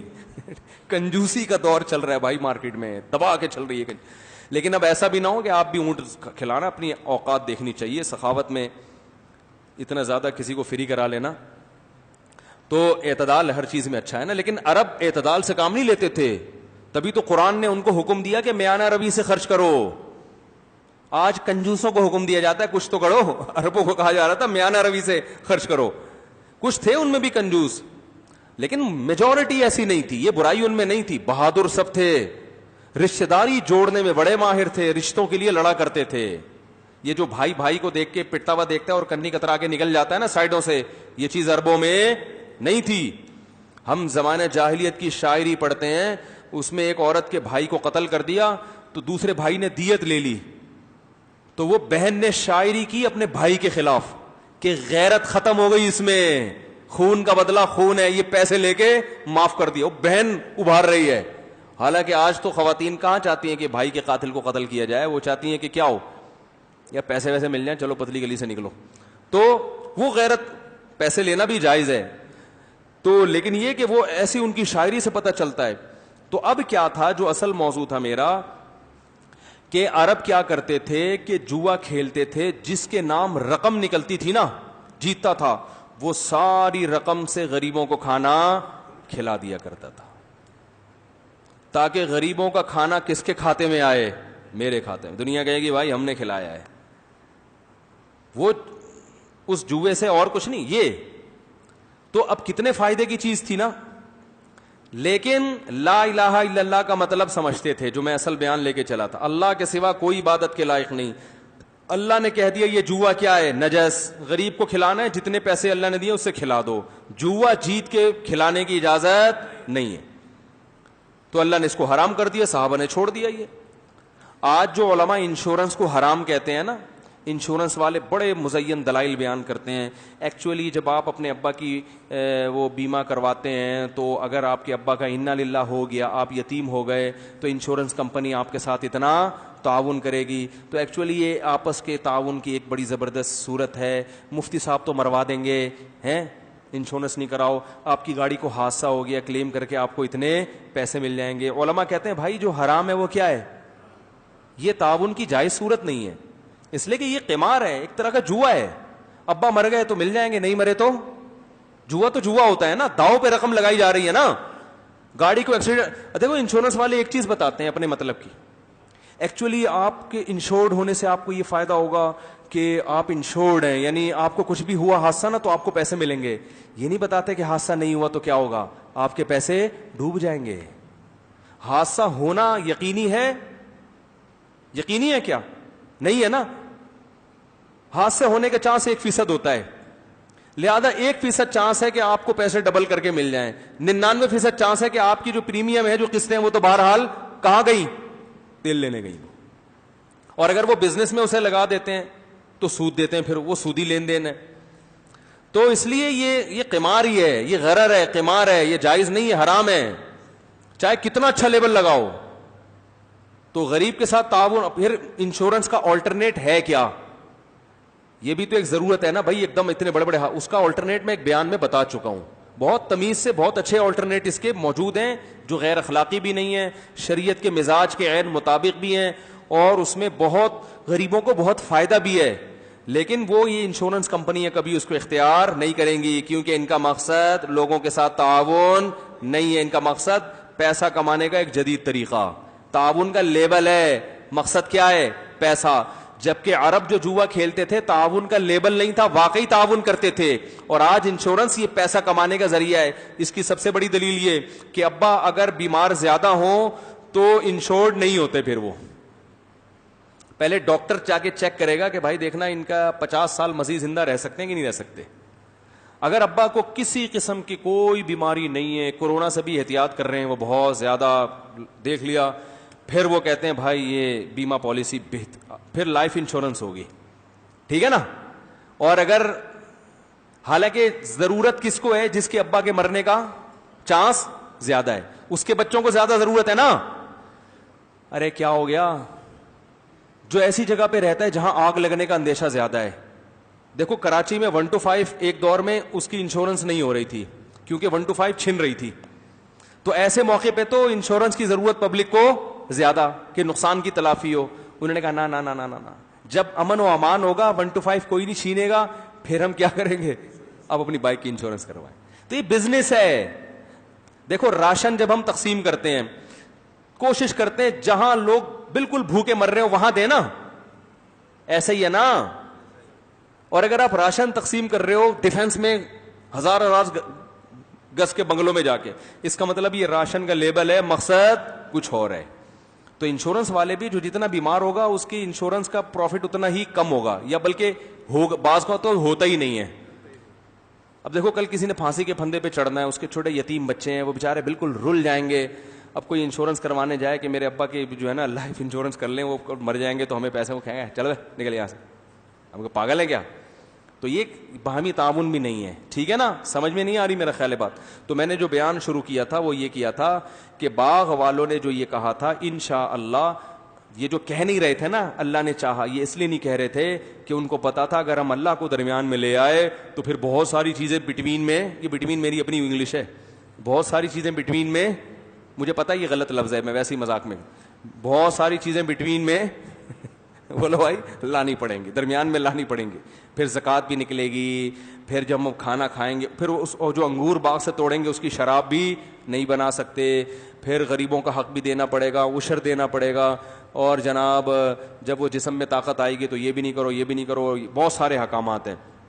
تو بالکل ایسے ہی جیسے ہمارے کلمہ پڑھنے میں ہم 100 دفعہ پڑھتے ہیں تو کوئی اثر ہی نہیں پڑتا. ابو جہل کو پڑھا تھا, پتا تھا ایک دفعہ بھی پڑھ لیا تو لائف پوری چینج ہو جائے گی, کیونکہ اللہ درمیان میں آئے گا تو پھر اللہ کے تمام حکام. پھر اللہ نے کہہ دیا انشورنس حرام ہے تو کیا ہے بھائی؟ حرام ہے. لاجک سمجھ میں آئے نہ آئے, سمجھ میں آ رہی ہے بات. اللہ نے کہہ دیا سود حرام ہے تو کیا ہو گیا بھائی؟ حرام ہے. کل ایک صاحب نے مجھے کہا کہ وہ مورگیج پہ لوگ وہاں مکان لے رہے ہیں, ایک صاحب نے لیا اور اتنا بیمار ہو گئے, تو بیمار ہونے کے بعد کیا ہوا کہ حکومت نے ان کا سارا قرضہ معاف کر دیا, تو بڑے پروفٹ میں چلے گئے وہ. اب وہ نہ لیتے, رینٹ پہ ہی ہوتے تو بیچارے کتنے پریشان ہوتے. تو مفتی صاحب یہ بڑی ضرورت ہے, آج سب ان کو مبارکباد دے رہے ہیں, یار تم نے بڑے صحیح ٹائم پہ لے لیا تھا. میں نے کہا دیکھیں جب یہ مریں گے اللہ کے پاس جائیں گے تو یہ پوری تقریر اللہ کے سامنے کر دیں, اللہ کی سمجھ میں آ گیا اور اللہ نے کہا جا بیٹا, یعنی بیٹے سے میری مراد چل بھائی جا میرے بندے جا تو جنت میں, تو واقعی بڑے کامیاب ہیں. لیکن اگر قیامت میں اللہ کے سامنے جب ان کی حاضری ہوگی, اللہ کہیں گے بھائی تم نے گھر بھی بنا لیا سودی قرضہ لے کے, اور بڑے صحیح ٹائم پہ بنایا تم نے, مرنے سے تھوڑے دن پہلے بنا لیا, بچوں کو بڑا فائدہ ہو گیا, لیکن اس طریقے سے بنایا کہ میری طرف سے اس کی پرمیشن بولو بھائی تھی نہیں. تو اگر اللہ چترول لگائے گا نا تو پھر وہ آدمی جو ساری زندگی رینٹ پہ رہتا ہے وہ کہے گا یار میں زیادہ اچھا تھا. ٹھیک ہے, میں آپ کو یاد ہے جب دہشت گردی کراچی میں بہت تھی نا تو ایجنسیاں لوگوں کو اٹھا کے لے جاتی تھیں, اور زیادہ تر داڑیوں والے پکڑائی میں آ رہے تھے, دہشت گردی کے کیس بن رہے تھے. تو ادھر ایک صاحب رہتے تھے, ان کو بیچاروں کو نا وہ ان کے کسی سے سلام دعا تھی, اس سلام دعا کے چکر میں ان کو اٹھا لیا. ان کو بھی تفتیش کے دوران تو یہ دیکھتے ہی نہیں ہے کہ یہ گناہ یعنی کسی کیس میں ہے بھی کہ نہیں ہے, وہ تو گریوی میں کہہ رہے ہیں ہو سکتا ہے کچھ نکل آئے اندر سے. اس کو بیچارے کو مارا پیٹا, کہہ رہے اچھا تم بھی فلاں کے ساتھ یعنی کسی ایکٹیویٹی میں انوالو تھے, تو جواب میں کہہ رہے ہیں اللہ کی قسم میں تو نماز بھی نہیں پڑھتا.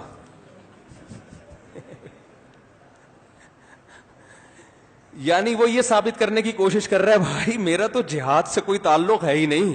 صحیح ہے نا, کیونکہ کچھ دہشت گردی جہاد کے نام پہ بھی ہوئی ہے نا. تو وہ کہہ رہے میں تو حالانکہ نماز پڑھتا تھا, وہ اللہ کی قسم میں تو نماز بھی نہیں, چھوٹ کے آیا تو میں لوگوں کو بتا رہا ہے کہ میں تو نماز بھی نہیں. میں نے تو یہ بول دیا, ہم نے کہا اللہ کے بندے وہ تو تیرے کو کیا کر رہا ہے تو. تو ایسے ہی جو سود پہ قرضہ لے کے گھر بنا لیا, قیامت کے دن جب چترول لگیں گے نا بھائی, صحیح ہے نا, تو وہ بھی یہی کہیں گے اللہ, وہ پھر سارا بیان جو ہے نا ان کا ابھی تو کہہ رہے ہیں بہت خوش قسمت ہیں, بہت ماشاءاللہ صحیح ٹائم پہ صحیح کام کر لیا, اور سارا قرضہ بھی گورنمنٹ نے پھر کیا کر دیا, معاف کر دیا. تو قیامت میں پھر سارا اسٹیٹمنٹ چینج ہو جائے گی, سب الٹے الٹے بیانات آنا شروع ہو جائیں گے. اور قرآن کہہ رہا ہے کہ شرک کرنے والا بھی کہے گا کہ اللہ کی قسم میں تو شرک نہیں کرتا تھا. سب بری ہو جائیں گے, ہاتھ گواہی دیں گے, ٹانگیں گواہی دیں گی, جسم گواہی دے گا کہ یہ جھوٹ بول رہا ہے. تو بہت کچھ بھائی اصل آخرت ہے مسلمان کے لیے. اللہ تعالیٰ سے دعا ہے کہ اللہ ہمیں سمجھنے کی, عمل کرنے کی توفیق عطا فرمائے. یہ آیت پھر رہ گئی, پھر اگلے دفعہ کر لیں گے, کوئی جلدی ہمیں ہے نہیں. امام مہدی کے آنے میں ابھی میری رپورٹ کے مطابق ٹائم ہے, دجال کے آنے میں بھی ابھی ٹائم ہے. تو انشاءاللہ سورہ قلم ہم دجال اور امام مہدی کے آنے سے پہلے پہلے کمپلیٹ کر لیں گے انشاءاللہ. آپ یہ عشاء کے بعد دیں, عشاء کی نماز کے بعد تھوڑی دیر مجلس ہوگی, جو بیٹھنا چاہیں بیٹھ سکتے ہیں, جو جانا چاہیں جا سکتے ہیں. میں 5-6 سال پہلے اپنے گھر میں رہتا تھا, وہ چھوڑ کر میں اپنے دوسرے گھر میں آ گیا. مکان 3 سال تک خالی تھا, کوئی کرایہ دار نہ تھا, بعد میں وہ کرایہ پر دے دیا. اب میرے پاس کوئی کرایہ کے پیسے نہیں بچتے, خرچ ہو جاتے ہیں, کیا اس پر زکوٰۃ ہے؟ زکوٰۃ کی جو تاریخ ہے نا, جس دن زکوٰۃ نکالتے ہیں اس دن کرایے کے پیسے بچے ہوئے ہوں گے تو زکوٰۃ ہوگی, ورنہ نہیں ہوگی. جتنے خرچ ہو گئے وہ ہو گئے. اچھا بھائی, کاروبار کا پیسہ آیا, اس کی ویلیو کے حساب سے کتنے سال کی زکوٰۃ ادا کروں؟ بھائی ہر سال جتنے پیسے آپ کے پاس موجود تھے آپ کی ملکیت میں, سب پہ زکوٰۃ ہوگی, چاہے کاروبار سے آئے ہوں کہیں سے بھی آئے ہوں. خاص اس ڈیٹ کو جو جس پہ زکوٰۃ نکلتی ہے, اور وہ اسلامی ڈیٹ ہونی چاہیے. میرا ایک بیان ہے زکوٰۃ کے مسائل, آڈیو بیان ہے, وہ سن لیں انشاءاللہ سمجھ میں آ جائے گا. حال ہی میں ایک اداکار نے دوسری شادی کی جس پر لوگوں نے کافی تنقید کا نشانہ بنایا. حالانکہ اس سے پہلے ان کی دوستی تھی تو کوئی برا نہیں کہہ رہا تھا. یہ ہماری عوام کی کس طرف جا رہی ہے؟ عوام سے پوچھ کے بتاؤں گا بھائی کس طرف جا رہی ہے. اداکار نے دوسری شادی کی ہے, یہ کس نے پرچہ بھیجا ہے؟ پہلی کو طلاق دینا تو اچھا کام نہیں تھا نا. بہرحال اچھا کیا دوسری شادی کی, میں تو کہتا ہوں 3 اور کر لو. ابھی تک میرے حساب سے اچھا کیا نہیں ہے, صحیح ہے نا, میرے حساب سے ابھی تک فل اچھا کام ہوا نہیں. یہ ہمارا معاشرہ ہے, دوستیوں کو برا نہیں سمجھا جاتا, نکاح کو کیا سمجھا جاتا ہے, یہ چل رہا ہے مارکیٹ میں. بھائی یہ جو حیا کے خلاف مسائل ہیں یہ چھاؤں میں الگ سے پوچھا کریں, ٹھیک ہے نا. اگر ہمیں شک ہو کہ ہمارا کوئی روزہ کسی وجہ سے ٹوٹ گیا ہے لیکن پورا یقین نہ ہو, روزہ ٹوٹنے کا جب تک یقین نہیں ہوگا روزہ ٹوٹے گا نہیں.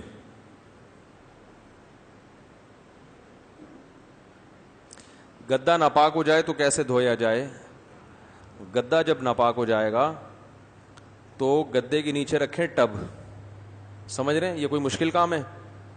کہہ رہے ہیں گدا کیسے پاک کریں, تو بڑا مشکل کام ہے. کوئی مشکل نہیں ہے, گدے کے نیچے کیا رکھیں؟ ہاں پہلے گدا ہٹائیں بیڈ سے, یہ مشکل کام ہے؟ بلکہ بیڈ پہ رکھے بھی ہو سکتا ہے. یہ بیڈ کے نیچے لے جائیں ٹب, خالی ٹب, گدے کے اوپر ڈالیں پانی, اسے ہاتھ سے رگڑیں, کوئی صابن سے بھی مل دیں تو اور اچھا بات. اور یہ اس طرح ڈالتے رہیں, پانی اوپر سے جاتا رہے گا, نیچے سے نکلتا رہے گا, تھوڑی دیر میں پاک ہو جائے گا. جب خیال ہو کہ یار نجاست ختم ہو گئی ہے تو پاک ہو جائے گا. آپ کہہ سکتے ہیں گدا گیلا ہو جائے گا, یہ تو بڑی ٹینشن ہے. تو پیشاب کرنے سے بھی تو گیلا ہی ہوا تھا نا, وہ گندگی برداشت ہے, پاک کرنا برداشت نہیں ہے. اگر کسی مرحوم شخص کی تصویر موبائل میں ہو تو کیا قبر میں اس کو عذاب ہوتا ہے؟ ڈیجیٹل تصویر بہت سے علماء کی نظر میں تصویر میں داخل نہیں ہے. تصویر کے لیے قرار کا ہونا ضروری ہے. جیسے پرنٹڈ تصویر ہوتی ہے کسی کاغذ پہ, تو مرحوموں کی پرنٹڈ تصویریں لے کے رکھنا تو حرام ہے, ناجائز ہے. موبائل میں ہو تو اس کی بہت سے علماء گنجائش دیتے ہیں, لیکن کوئی احتیاط کرے تو اچھی بات ہے. ضرورت کیا ہے؟ اگر کسی کو یہ نہ پتا ہو کہ ارے بھائی جان, یہ بندہ جو ہے نا, جس کو مسئلہ ہی نہیں پتا تھا اور ایسے ہی ناپاکی میں نمازیں پڑھتا رہے, تو ساری نمازیں لوٹانی پڑیں گی ان کو. خواتین کے لیے ٹوپی پہننا کیسا ہے؟ اگر دوپٹہ پہننے میں گرمی لگتی ہو تو کیا ٹوپی پہننے سے بھی سر ڈھانک جائے گا؟ عورت کے لیے مردوں کی مشابہت غلط ہے, تو ٹوپی کیسے؟ مجھے سمجھ میں نہیں آیا. یہ ٹوپی پہننے سے کیا ہوگا؟ دوپٹہ پہننے سے گرمی لگتی ہو, دوپٹہ پہننے سے تو اور, یعنی ٹوپی سے تو اور گرمی لگے گی, وہ تو بالکل ڈھانپ دیتی ہے نا. فی الحال دوپٹے پہ ہی گزارا کریں, کوئی نیا کلچر مارکیٹ میں نہ لے کر آئیں. اکثر میں ادھار قرض لیتا تھا, اب یاد نہیں کہ زندگی میں کتنا اور کس کس سے ادھار قرض لیا ہے. اب میں ادا کرنا چاہتا ہوں تو اس کا کیا حکم ہے؟ اللہ سے معافی بھی مانگ چکا ہوں کیونکہ ادھار کر کے بھول جاتا تھا. بڑے خوش قسمت آدمی تھے آپ. اگر ادا نہ کر سکا تو اس کا بھی عذاب ہوگا؟ جی ہاں, کیوں نہیں ہوگا عذاب. نبی صلی اللہ علیہ وسلم تو نماز جنازہ نہیں پڑھاتے تھے جو قرضہ جس نے نہ ادا کیا ہو. تو آپ نے جن جن سے بھی قرضہ لیا ہے, جو یاد ہیں ان کو واپس لوٹائیں, جو یاد نہیں ہے اناؤنس کریں, بھائی کسی نے مجھ سے پیسے لیے ہوں تو مجھے بتا دے. پوری کوشش کے باوجود پھر بھی اگر کوئی نہ ملے تو پھر اتنی رقم تھوڑی تھوڑی کر کے صدقہ کر دیں اصل مالک کی طرف سے, ٹھیک ہے نا. یکمشت مشکل ہو تو تھوڑا تھوڑا کر کے کر دیں. کیا خودکشی کرنے والے شخص کی بخشش ہوتی ہے؟ اگر کسی شخص کی ساری زندگی نیک کاموں میں گزری ہو لیکن وہ خودکشی کر لے تو کیا آپ اس کے لیے بخشش کی دعا کر سکتے ہیں؟ ساری زندگی نیک کاموں میں گزری, خودکشی کر کے مر گیا تو نیکیاں ہو گئیں برباد. حدیث کے مطابق برزخ میں اسی طرح سے اپنے آپ کو مارتا رہے گا جس طرح سے اس نے اپنے آپ کو قتل کیا تھا. حدیث میں آتا ہے جس نے اپنے آپ کو جلایا تو قبر میں جلاتا ہی رہے گا قیامت تک. جس نے زہر پیا قبر میں زہر ہی پیتا رہے گا. جس نے پہاڑ سے گرا کے مارا تو قبر میں پہاڑ قائم کیا جائے گا برزخ میں, اور اسی طرح سے اپنے آپ کو قیامت تک مارتا رہے گا. باقی اس کے لیے بخشش کی دعا کرنی چاہیے کیونکہ مسلمان ہے, اور اللہ معاف کرنا چاہے تو اللہ پہ کوئی پابندی لگا نہیں سکتا, تو اس لیے معافی کی دعا مانگنی چاہیے, شاید اللہ بخش دے. علماء کہتے ہیں کہ اگر کسی مسئلے میں اختلاف ہو جائے تو احتیاط کے پہلو کو لینا چاہیے, پھر اس طرح تو ڈیجیٹل تصویر سے بھی بچنا چاہیے. بالکل صحیح کہا. دیکھو حدیث میں آتا ہے, یہ خوب اچھی طرح سمجھو, الحلال بین والحرام بین, حلال بھی واضح ہے حرام بھی واضح, اور اس کے درمیان کچھ چیزیں مشتبہ ہیں. تو جو مشتبہ چیزوں سے اپنے آپ کو بچائے گا وہ حرام سے بھی بچ جائے گا, جو مشتبہات میں اپنے آپ کو ڈالے گا تو حرام پہ بھی چلا جائے گا. اب مشتبہ چیز ہر ایک کے حق میں الگ ہوتی ہے, سمجھ میں آ رہی ہے بات؟ جیسے آپ علماء کو فالو کرتے تھے, دونوں کی رائے میں اختلاف ہو گیا, آپ میں خود فیصلہ کرنے کی صلاحیت نہیں ہے, تو آپ کے لیے وہ چیز بن گئی مشتبہ. لیکن ایک عالم کی اگر جس کو آپ فالو کر رہے ہیں وہ تو ایک طرف ہے نا, اس کے لیے وہ مشتبہ نہیں ہے. سمجھ رہے ہیں کہ نہیں سمجھ رہے؟ جیسے جو علماء ڈیجیٹل تصویر کو تصویر ہی نہیں مانتے بلکہ وہ وقت کی بہت شدید ضرورت سمجھتے ہیں, وہ سمجھتے ہیں کہ اس وقت میڈیا کا مقابلہ میڈیا پہ آئے بغیر ممکن نہیں ہے, تو وہ تو نہ صرف اس کو جائز سمجھتے ہیں بلکہ ضروری سمجھتے ہیں. دنیا میں لبرلزم پھیل رہا ہے, اللہ کا انکار پھیل رہا ہے, وہ تو ویڈیو بنا بنا کے کر رہے ہیں سارے کام. سمجھ میں آ رہی ہے بات؟ اور آپ اپنے آپ کو بند کر لو 4 آدمیوں میں تو نتیجہ یہ نکلے گا کہ کفر کی دعوت اتنی اسپیڈ کے ساتھ پھیل جائے گی کہ آپ دب جائیں گے بالکل, پھر کل کوئی سنے گا بھی نہیں آپ کو. تو اس لیے جن علماء کی رائے یہ نا کہ ڈیجیٹل تصویر جائز ہے, وہ صرف جائز نہیں سمجھتے بلکہ اس کو دینی کاموں کے لیے یا مفید کاموں کے لیے استعمال کرنے کو صرف جائز نہیں بلکہ ضروری سمجھتے ہیں، تو ان کے لیے معاملہ مشتبہ نہیں ہے، ان پر احتیاط نہیں ہے واجب، کیونکہ وہ مشتبہ سمجھتے ہی نہیں ہے۔ اس کی میں ایک مثال دیتا ہوں آپ کو۔ ہمارے شیخ مفتی رشید احمد صاحب رحمہ اللہ تعالی ماہر فلکیات تھے، بہت بڑے۔ ان کی رائے یہ تھی کہ یہ جو صبح صادق کا ٹائم ہے نا، جس پہ آج کل صبح ہو رہی ہے، جس پہ ہم سحری بند کر لیتے ہیں، لوگ بند کر لیتے ہیں، یہ صبح کاذب ہے، صبح صادق نہیں ہے۔ صبح صادق اس کے 15 منٹ بعد ہوتی ہے۔ جیسے 4:30 اگر نقشوں میں ٹائم لکھا ہوا ہے صبح صادق کا، سمجھ رہے ہیں؟ تو مفتی رشید احمد صاحب کے ہاں سے جو نقشے نکلتے ہیں نا، ان پہ 4:30 نہیں لکھا ہوگا، 4:45 لکھا ہوگا یا 4:50 لکھا ہوا ہوگا، سمجھ رہے ہو؟ وہ یہ کہتے ہیں، عام علماء یہ کہتے ہیں کہ صبح صادق ہوتی ہے جب سورج 18 درجے پہ ہوتا ہے، 18 ڈگری نیچے ہو۔ مفتی رشید احمد صاحب رحمہ اللہ کہتے تھے جب سورج 15 ڈگری پہ ہوتا ہے نا، یعنی 18 سے 3 ڈگری اور اوپر آتا ہے، تو پھر صبح صادق ہوتی ہے۔ سمجھ میں آ رہی ہے بات کہ نہیں آ رہی ہے؟ اب اس پہ انہوں نے مشاہدے بھی کیے ہیں جا جا کے، بہت سے علماء نے ان کی تحقیق سے اتفاق بھی کیا، لیکن دنیا میں جو رائے چل رہی ہے وہ وہی رائے چل رہی ہے جو جمہور کا مذہب ہے، یعنی 18 درجے۔ سمجھ میں آ رہی ہے بات؟ اب مسئلہ یہ ہے کہ ہم عوام کو یہ کہتے ہیں کہ دونوں طرف علماء ہیں، آپ میں خود تحقیق کی صلاحیت نہیں ہے، تو آپ کریں یہ احتیاط کے پہلو پر عمل کریں، روزہ پہلے بند کر دیں اور نماز تھوڑا دیر سے پڑھیں، 15 منٹ بعد پڑھیں نماز، تاکہ نماز بھی تمام علماء کے نزدیک ٹھیک ہو جائے اور روزہ بھی تمام علماء کے نزدیک ٹھیک ہو جائے۔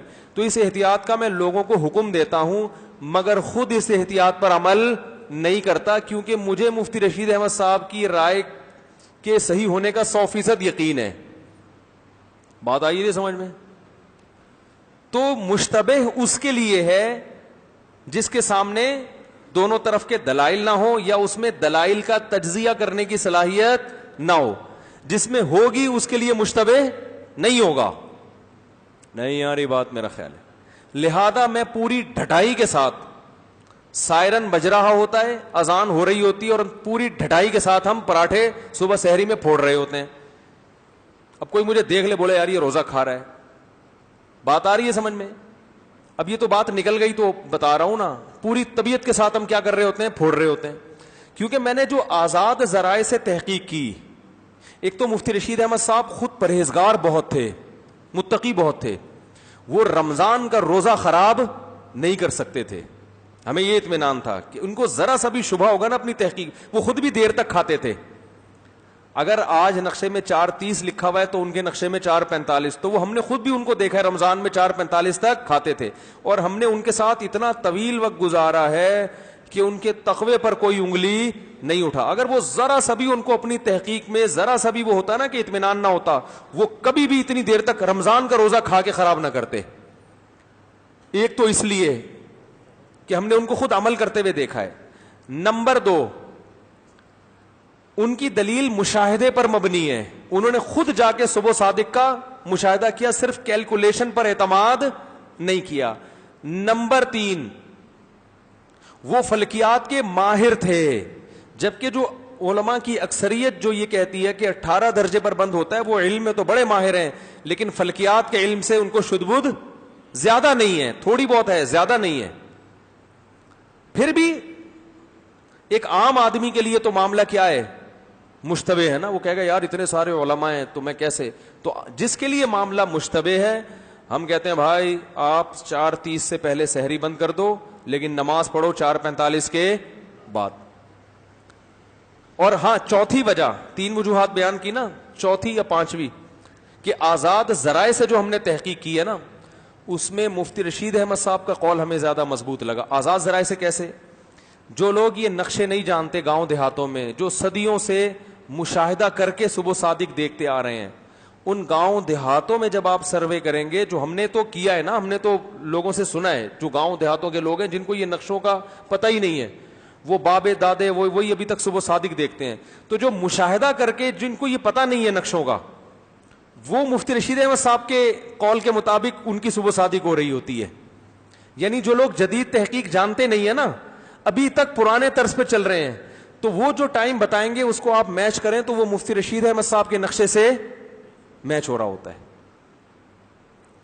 یہاں تک مجھے تو ایک واقعہ یاد ہے, میں ادھر گیا تھا بالا کوٹ, تو وہاں ایک بوڑھے آدمی ملے جو پنجاب کے کسی گاؤں کے تھے, عالم بھی تھے. وہ مجھے کہنے لگے یار یہ میری سمجھ میں نہیں آتا, ہم تو جب صبح صادق دیکھا کرتے تھے تو وہ تو دیر سے بند ہوتی تھی, آج کل نقشوں میں جلدی 15-20 منٹ پہلے کیوں بند ہو رہی ہے, تو ہمارا تو مشاہدہ ہی سارا غلط ہو گیا. تو میں نے ان سے کہا حضرت آپ جو دیکھ رہے ہیں نا وہ بالکل اوریجنل ہے, جس میں ماہر فلکیات یا کیلکولیشن کا دخل نہیں ہے. کیونکہ کیلکولیشن میں اصل میں ہوا یہ ہے کہ ایک انگریزوں کی جب حکومت تھی نا, تو صبح صادق کے نقشے بھی گوروں کی تحقیق کو دیکھ کر بنائے گئے تھے. ان کے ہاں صبح صادق اور کاذب میں فرق نہیں ہوتا. خیر یہ ایک لمبا موضوع ہے, پھر دوسری طرف کے بھی دلائل ہیں, پھر وہ ایک کلپ دوسرے دلائل کا آ جائے گا. ادھر سے ہم نے کلپ بنایا تو 18 کا بھی ایک کلپ آ جائے گا, ان کے بھی اپنے دلائل ہیں, وہ بھی اہل حق علماء ہی ہیں. تو کہنے کا مقصد یہ ہے کہ تھرڈ پرسن کے لیے تو دونوں علماء برابر ہیں بھائی, تو اس کو ہم یہی کہتے ہیں بھائی تمہارے لیے معاملہ کیا ہے, مشتبہ ہے, لہذا تم سحری پہلے بند کر لو اور نماز بعد میں پڑھو. لیکن میں خود اس احتیاط پر عمل نہیں کرتا, کیونکہ مجھے ذاتی طور پر مفتی رشید احمد صاحب کی تحقیق سے 100% اطمینان ہے. مفتی صاحب کے حضرت کے جتنے بھی علماء ہیں جو ماہر فلکیات بھی ہیں, جنہوں نے خود بھی مشاہدے کیے ہیں, ان کو بھی ہم دیکھتے ہیں کہ وہ دیر تک کھاتے ہیں. البتہ کوئی تھرڈ پرسن بیٹھا ہوا ہو, جیسے یہاں اعتکاف میں جب لوگ بیٹھتے ہیں ان کے ساتھ اگر میں سحری کرتا ہوں تو جلدی بند کر لیتا ہوں, دیر تک اس لیے بند نہیں کرتا کہ ان کو کون ہر پکوڑے پہ پوری تحقیق, ہر لقمے پہ نا پوری تحقیق بتانی پڑے گی نا. وہ کہیں گے کیوں کھا رہے ہو, کیوں کھا رہے ہو, کیا ہو گیا. تو یہ بیان ایک دفعہ تو کر سکتا ہے, ہر آدمی کے سامنے تھوڑی کرے گا آدمی. تو لوگوں کو فتنے میں ڈالنا اچھا کام نہیں ہے. 15 منٹ پہلے بند کر لو, چک چک سے جان چھوڑ جائے گی. تو سمجھ میں آ رہی, یا کوئی رشتہ دار آ جائے گھر میں ملنے کے لیے تو ہم بھی اس کے ساتھ جلدی بند کر لیتے ہیں, کیونکہ دیر سے اس کو کیا پتا کہ 15 درجے کیا ہوتا ہے. کہہ رہا ہے سائرن بج رہا ہے, اذان ہو رہی ہے, تمیز سے بند کر دو, بس ساری دنیا نے بند. تو ہم بھی کہتے ہیں تمیز اسی میں ہے کہ بند کر دو. کھانا ہوگا تو چھپڑ میں جا کے کھا لیتے ہیں ہم. تو یہ اس لیے کہہ رہا ہوں کہ ہر تحقیق ہر ایک کے سامنے ہر وقت بیان کرنے کی نہیں ہوتی. ابھی موقع تھا تو میں نے بتا دی, ورنہ ہر چیز نہیں. پھٹے گھر میں جا کے جو تمیز سے جو سارے گھر والے جس پہ سحری بند کر رہے ہیں اسی پہ بند کیا کریں, کیونکہ سب نے تھوڑی بیان سنا ہوا اور سب کو اطمینان کیسے آئے گا. تو اس لیے علماء کی دونوں طرف رائے ہیں, کسی بھی رائے کو فالو کر لو. اور وہی حدیث ہے کہ مشتبہ چیز میں احتیاط پر عمل کرو. تو آپ کے لیے مشتبہ ہے, میرے لیے مشتبہ نہیں. اچھا بھائی, تو ویڈیو کا بھی ہمیں اطمینان ہے. ویڈیو کے یہ دلائل ہیں کہ یہ دنیا کا مقابلہ آپ نے کرنا ہے, کیسے آپ اگر بند ہو کے بیٹھ جائیں گے تو نہیں ہو سکتا یہ. اور یہ تصویر کے بارے میں بہت سے علماء کی رائے ہے کہ سرے سے تصویر یہ ہے ہی نہیں, اس میں مزاحات لخلق اللہ نہیں ہے, اللہ کی تخلیق کی مشابہت نہیں ہے. حدیث میں جو تصویر کو حرام قرار دیا اس کی وجہ کیا ہے, اللہ کی نقل اتار رہا ہے انسان. تو اس میں تو نقل نہیں اتار رہا, اس میں تو اللہ ہی کے بنائے ہوئے انسان کو آپ نے اسکرین پہ دکھا دیا ہے. اس میں وہ برائی ہے ہی نہیں جو عام تصویروں میں ہے. پھر تصویر کے حرام ہونے کی وجہ کہ یہ بھی یہ شرک کا ذریعہ بنتی ہے. ڈیجیٹل تصویر شرک کا ذریعہ نہیں بنتی, یہ قابل تعظیم نہیں ہوتی. قابل تعظیم وہ تصویر ہوتی ہے جو گھر میں عزت احترام کے ساتھ آپ نے لٹکائی بھی ہو. نہیں آ رہی سمجھ میں تو ٹھیک ہے.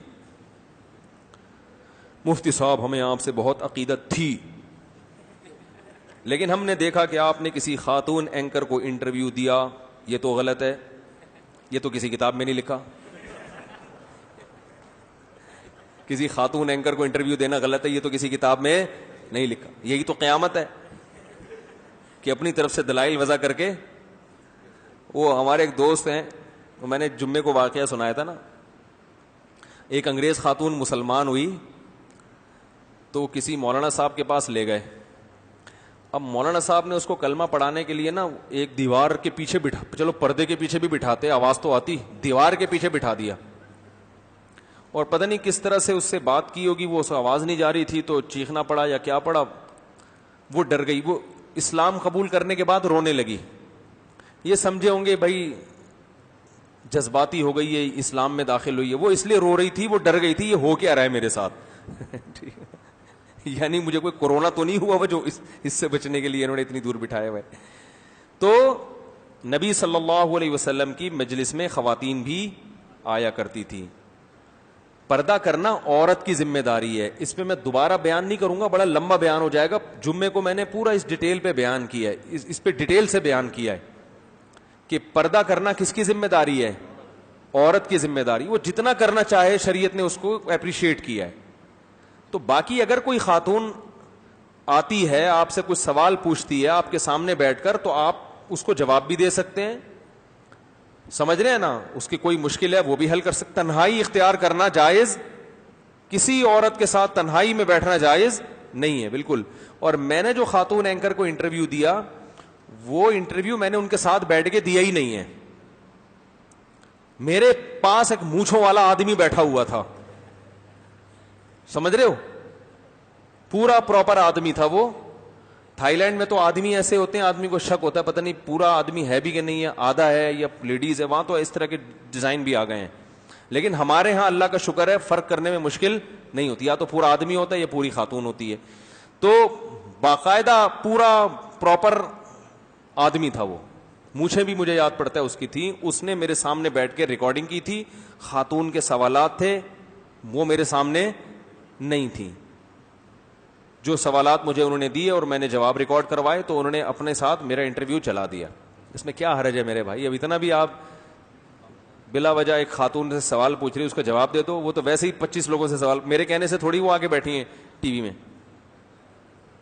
ہمارے نبی صلی اللہ علیہ وسلم کی خدمت میں خاتون آئی ہیں اور سب بیٹھے ہوئے تھے. صحیح بخاری کی حدیث سے بیٹھ کے کہنے لگی میں آپ سے نکاح کرنا چاہتی ہوں. آپ نے ان کے چہرے کی طرف دیکھا اور چہرہ جھکا لیا. صحیح بخاری کی حدیث ہے. اور یعنی جواب نہیں دیا, یہ اس کی علامت تھی کہ آپ نکاح نہیں کرنا چاہتے. دوسرے صحابی نے کہا یا رسول اللہ میرا نکاح کرا دیں, آپ نے ان کا نکاح کرا دیا, چلو بھائی. تو ایسے تو نہیں ہے کہ وہ خاتون آئیں تو آپ صلی اللہ علیہ وسلم نے ان کو بھگایا یہاں سے, چلو یہاں سے بھاگو تم ہے بھائی, اور بات بھی شادی کی کر رہی ہو, یہ کوئی طریقہ ہوتا ہے؟ تو عورت اگر جتنا پردہ کرے وہ اچھا ہے, سمجھ رہے ہیں, جتنا پردہ کرے. تو اس خاتون کو آپ کہہ سکتی ہیں کہ محترمہ آپ نقاب لے لیتی, صحیح ہے نا, آپ جو ہے نا تھوڑا, کیوں مفتی صاحب آپ کے کیا لگتے ہیں جو آپ ان کے پاس جا کے بیٹھی ہیں اور آپ ان سے سوالات پوچھ. آدمی کو تو اجازت ہے بھائی, کوئی بھی آئے گا, کوئی خاتون آئے, تنہائی میں اکٹھے ہونے کی اجازت نہیں ہے. ہاں یہ ایک الگ بات ہے کہ بعض خواتین کا حلیہ ایسا ہوتا ہے کہ ٹھیک ہے وہ آ گئیں بیٹھ گئیں, مفتی صاحب مل لیے, بزرگ مل لیے, سوال کے جواب دے دیے, لیکن ان کا حلیہ اس قسم کا ہوتا ہے کہ کسی عالم کی ان کے ساتھ جب ویڈیو جائے گی دنیا کے سامنے تو لوگوں کی نظر میں اس برائی کی ویلیو کم ہو جاتی ہے. سمجھ میں آ رہی ہے بات؟ تو اس لیے میں اس کا التزام کرتا ہوں کہ اگر کوئی خاتون مجھ سے بالمشافہ, ابھی تک کسی نے مجھ سے بالمشافہ انٹرویو نہیں لیا ہے, لیکن اگر لے تو لباس کم از کم پراپر ہونا چاہیے, سمجھ رہے. تو میں نے بہت ساری ٹیلی ویژن کی پیشکش کو اسی بیس پہ مسترد کیا ہے کہ مجھے کسی خاتون کے پاس لے جا کے بٹھایا گیا تھا جن کا لباس پراپر نہیں تھا, تو میں نے کہا میں نہیں بیٹھوں گا. سمجھ میں آ رہی ہے بات؟ تو جائز ہونے کے باوجود نہیں بیٹھا میں, اس لیے کہ اس سے پھر یہ ہوتا ہے کہ لوگوں کے دل سے اس لباس کی نفرت ختم ہو جائے گی. لوگ کہیں گے اتنے بڑے بڑے بزرگ ایسی اس طرح کے سلیو لیس کپڑے پہن کے عورت بیٹھی ہوئی ہے, اتنے بڑے بڑے, ہمیں تو بزرگ ہی سمجھ رہے ہیں نا, ہم تو نہیں ہیں بزرگ, لیکن جو سمجھنے والے ہیں وہ تو سب سمجھ بھی نہیں رہے, یہ بھی اللہ کا بڑا فضل ہے. تو لیکن اس سے جو میسج جائے گا وہ یہ جائے گا گویا یہ برائی نہیں ہے. تو اس لیے علماء پر یہ بہرحال لازم ہے کہ اگر کوئی خاتون اینکر ان کے سامنے بیٹھتی بھی ہیں, انٹرویو لیتی ہیں, تو کم از کم وہ اس کو پابند کریں کہ آپ کا لباس کم از کم علماء کے سامنے بیٹھتے ہوئے پورا ڈریس ہونا چاہیے جو ایک مسلمان عورت کا ہوتا ہے. ٹھیک ہے آپ شٹل کاک والا برقع نہ پہنے, لیکن سر پہ کچھ چادر ہو, کچھ تمیز تو نظر آئے نا, کچھ لباس میں تھوڑی سی حیا جھلکنی چاہیے. بالکل سلیو لیس کپڑے پہن کے بیٹھی ہوئی ہیں اور علماء بھی بیٹھے ہوئے اس محفل میں, تو اس کا نقصان یہ ہوگا کہ عوام کے دل سے اس ڈریسنگ کی نفرت نکل جائے گی.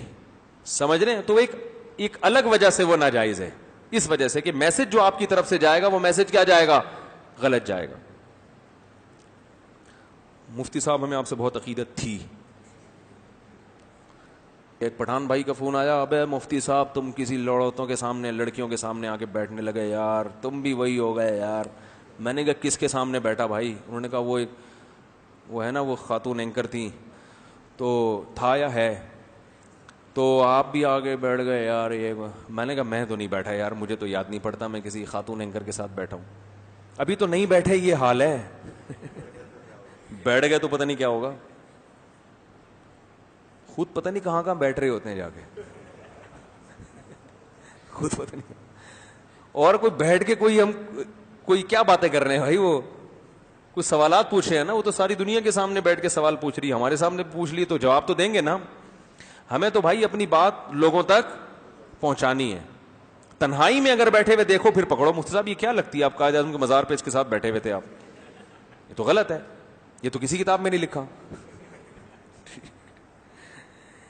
مفتی صاحب میں نے آپ کا بیان سنا تھا جس میں آپ نے کہا تھا کہ فضول وقت ضائع کرنے سے اچھا ہے کہ انگلش سیکھ لو. او بھائی انگلش سیکھ لو, فضول وقت ضائع کرنے سے اچھا نہیں, یہ تو ویسے ہی بہت اچھا ہے, بین الاقوامی زبان ہے. یہ جو ہمارے یہاں بہت بڑے بڑے پھینکو پیدا ہو رہے ہیں نا انٹرنیٹ پر, اس کی ایک وجہ ان کو انگلش نہ آنا بھی ہے. سمجھ رہے ہو, کیونکہ ریسرچ جتنی بھی ہے اوریجنل ریسرچ وہ انگلش میں ہے, تو لہذا کوئی بھی کسی بھی زبان میں کلپ بنا کے بھیج دیتا ہے. یقین خود تحقیق کرنے کی صلاحیت نہیں ہے, کیونکہ تحقیق کے جتنے اصل ذرائع ہیں وہ انگلش میں اور یا عربی میں ہیں دوسرے نمبر پہ. تو انگلش بھی نہیں آتی اور عربی بھی نہیں آتی, اس کا بھی بڑا نقصان ہے.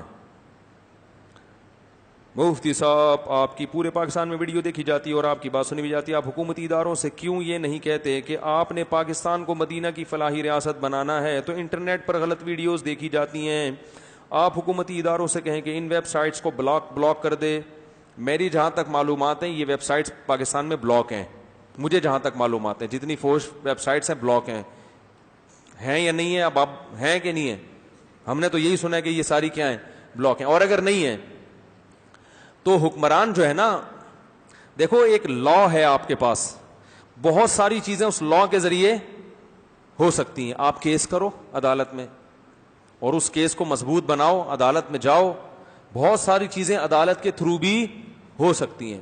دوسری بات, جو ہماری مذہبی تنظیمیں ہیں ان سے کہا جائے کہ دیکھو جو سیاسی میدان کے لوگ ہیں وہی سیاست میں کچھ کردار ادا کر سکتے ہیں نا. جو مذہبی لوگ ہیں, جو مذہبی تنظیمیں ہیں, مذہبی سیاسی جماعتیں, ان کو کا سب سے پہلے فرض بنتا ہے کہ وہ اس پہ دھرنے دیں کہ بھائی پاکستان میں انٹرنیٹ پر بے حیائی کو ختم کیا جائے, قانون پاس کیا جائے, اس پہ دھرنے ہوں, کنٹینر ہوں, روڈ بلاک کیا جائے, کو ایجوکیشن سسٹم کو ختم کیا جائے. بھائی یہ روڈ کنٹینر لا کے کھڑا کر دو, اس پہ کچھ بھی نہیں ہوتا. جب نہیں ہوتا تو وہ کیوں کریں گے پھر؟ تو ہماری دینی جماعتوں کی صلاحیتیں بھی ایسی جگہوں پہ خرچ ہو رہی ہیں کہ اس کا کوئی آؤٹ پٹ اتنا اچھا ہے نہیں, تو چندی مسائل کو لے کے بس گھماتے رہتے ہیں. ہمارا اس وقت سب سے بڑا مسئلہ بے حیائی بن چکا ہے, تو دینی سیاسی جماعتوں کا سب سے پہلے فرض بنتا ہے کہ وہ اس پہ دھرنے دیں, اس پہ احتجاج کریں اور قانون تبدیل کروانے کی پوری کوشش کریں. سمجھ میں آ رہی بات؟ باقی ہم سے ممبر پہ جتنا ہو سکتا ہے ہم تو بیان کرتے رہتے ہیں, لیکن وہ اس پہ کوئی فرق نہیں پڑنے والا. مفتی صاحب میرا ایک دوست ہے, اس نے چھپ کے نکاح کیا ہوا ہے, اس لڑکی کے گھر والے رشتے کے لیے راضی نہیں ہو رہے ہیں, کہتے ہیں کہ ہم پٹھان ہیں, پٹھان میں ہی کریں گے, اور لڑکا مہاجر ہے. اب ہمیں کیا کرنا چاہیے؟ لڑکا مہاجر ہے تو مہاجروں میں کر لو بھائی.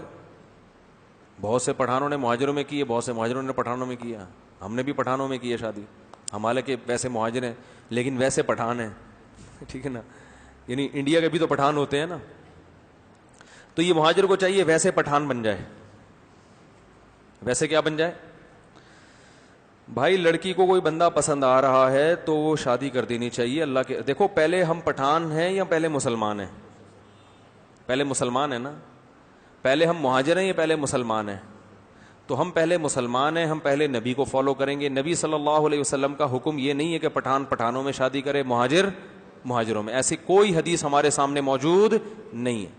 ایسی حدیثیں ہیں کہ لڑکی جہاں نکاح کرنا چاہتی ہے وہاں اس کی شادی بولو بھائی کر دی جائے. تو اگر وہ پٹھان لڑکی ہے مہاجر میں شادی کرنا چاہتی ہے اور آپ کو اس مہاجر میں کوئی خامی نظر نہیں آتی, تو صرف مہاجر ہونا کوئی عیب نہیں ہے. اسی طرح لڑکا اگر پٹھان ہے, وہ مہاجر لڑکی سے شادی کرنا چاہتا ہے, اب مہاجر اس بیس پر انکار کرے کہ ہم نے پٹھانوں میں نہیں دینی, تو یہ بھی جہالت ہوگی کہ نہیں ہوگی؟ بھائی لڑکی کو جو بندہ پٹھان پسند آ رہا ہے, کیا خیال ہے, اس کو مہاجر پسند نہیں آ رہا, اس کو پٹھان پسند آ رہا ہے, تو جب اس کو پٹھان پسند آ رہا ہے تو جو پسند آ رہا ہے وہاں شادی کر لو اس کی, کیا خیال ہے؟ ہاں دیکھ لو بھائی, مہاجر ہو یا پٹھان ہو, پہلے دیکھ لو کہ بندہ شریف ہونا چاہیے. تو شرافت مہاجروں میں بھی ہوتی ہے, پٹھانوں میں بھی ہوتی ہے, بدماش پٹھانوں میں بھی ہوتے ہیں اور مہاجروں میں بھی ہوتے ہیں. تو یہ قوم پرستی کو اتنا زیادہ مسلط کر لینا یہ شریعت کے بھی خلاف ہے اور بچیوں کی زندگی بھی تباہ ہوتی ہے. کتنی لڑکیاں ایسی ہیں جن کی عمریں 40 سال ہو گئی ابا کی انا کی وجہ سے, کہ ہم فلاں ہیں تو میمنوں میں بہت ہوتا ہے, میمنوں میں ہی کرنی ہے. بچیاں بڈھی ہو گئی مگر میمن کو میمن سے باہر نہیں نکلنا. تو یہ بربادی ہے بھائی, اس سے اپنا بھی نقصان ہے اور قوم کا بھی نقصان ہے.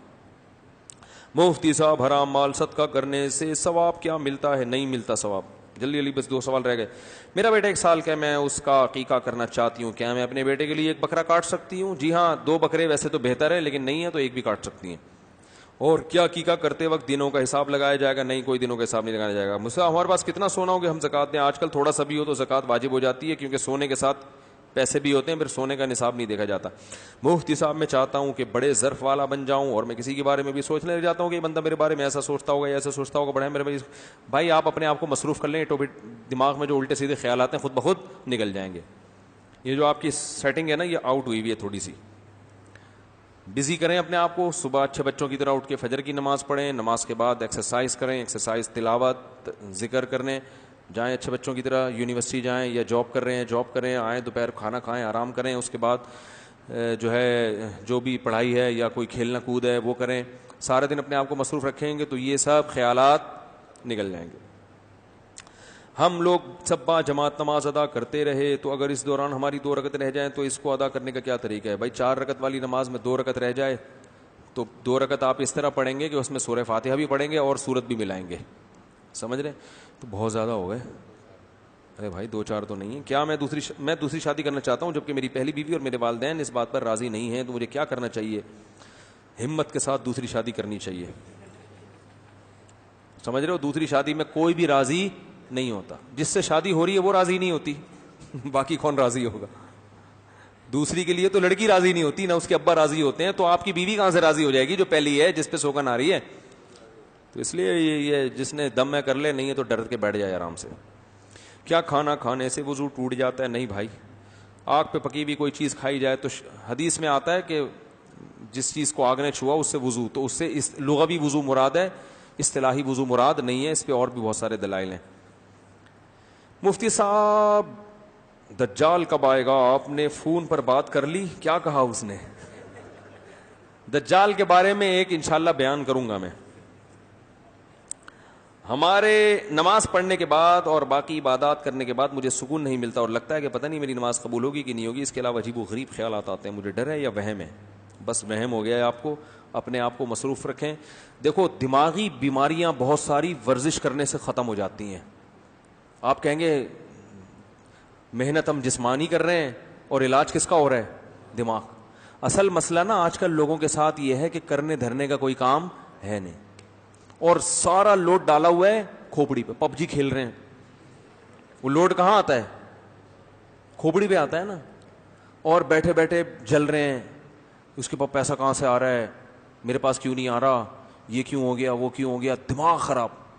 پہلے لوگ صبح صبح اٹھ کے کھیتی باڑی کرتے تھے, سارا دن کے تھکے ہارے, ہر وقت یہ فکر ہوتی تھی, ایک ہی فکر تھی, یار یہاں سے کب فرصت ملے گی. تو جب شام کو تھکے ہارے گھر آتے, کھانا کھاتے اور لمبی تان کے سو جاتے, اور صبح اٹھتے بالکل فریش. تو صبح ورزش کریں خوب طبیعت سے, تھکائیں اپنے آپ کو. شام کو جم جا کے تھکائیں اپنے آپ, پھر کھائیں طبیعت سے, پھوڑیں, تھک جائیں سو جائیں, ہنسی خوشی زندگی گزرے گی انشاءاللہ. اور عبادت کریں, 5 ٹائم نماز پڑھیں. اس میں یہ خوف ہونا چاہیے کہ پتہ نہیں قبول ہو رہی ہے کہ نہیں ہو رہی, لیکن کچھ امید بھی ہونی چاہیے کہ انشاءاللہ ہو رہی ہے. تو ملی جلی کیفیت ہوگی. خوف کی وجہ سے اللہ سے دعا مانگے, اللہ میرا تو عمل ناقص ہے, تو قبول کر لے اپنے فضل سے. اور اللہ کا شکر بھی ادا کریں کہ اللہ تیری توفیق ہے کہ نماز کی توفیق مل رہی ہے.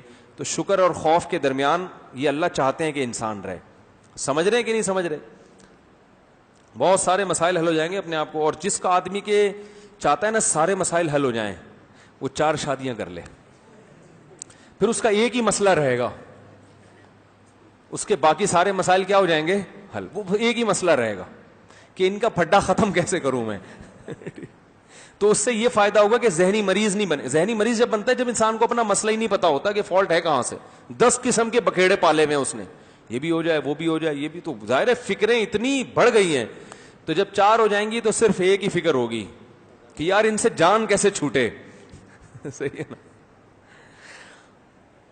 ہم اللہ کو تم کہہ کر کیوں پکارتے ہیں, سنتا ہے دیکھتا ہے. تم جو ہے نا جس سے بے تکلفی ہوتی ہے تو اسے بھی تم یا تو سے بات کی جاتی ہے, تو اللہ سے محبت میں بھی تو سے بات کی جاتی ہے. یہ توہین والا تو نہیں ہے, یہ محبت والا تو ہے. اور توحید کی وجہ سے بھی کیا ویلفیئر یا مدارس میں جو زکوٰۃ لوگ دیتے ہیں اس کی وہ اس کو تنخواہ میں خرچ کر سکتے ہیں, زکوٰۃ ہو جائے گی؟ بالکل نہیں, زکوٰۃ تنخواہوں میں دینا جائز نہیں ہے, نہیں ہوگی. شوال کے 6 روزے مکروہ. ایک دوست نے کہا کہ میرے پاس دلائل ہیں, حوالہ مفتی ظفر علی صاحب کتاب حسن المقال کا دیا, صحیح مسلم کی حدیث ہے 6 روزوں کا حکم, اور فتویٰ بھی اسی پر ہے, شوال کے 6 روزے رکھنے چاہیے, سنت ہے. ہماری مسجد کے امام صاحب نے ایک نمازی کی, بھائی حیا کے خلاف بات نہیں نا, ایسے کھلے نہ پوچھا کرو یار. کسی امام نے اگر کوئی غلط حرکت کی ہے تو فاسق امام ہے وہ, اگر کھلے عام ہے تو اس کو امامت سے ہٹا دیں آپ, لیکن دلائل ہونے چاہیے. بعض دفعہ جھوٹے الزامات بھی لگ جاتے ہیں کسی پر, اگر واقعی کوئی ہے تو اس کو امامت سے ہٹا دینا چاہیے. چلیں بھائی کافی ہو گیا. سبحانک اللہم و بحمدک نشہد ان لا الہ الا انت نستغفرک و نتوب الیک.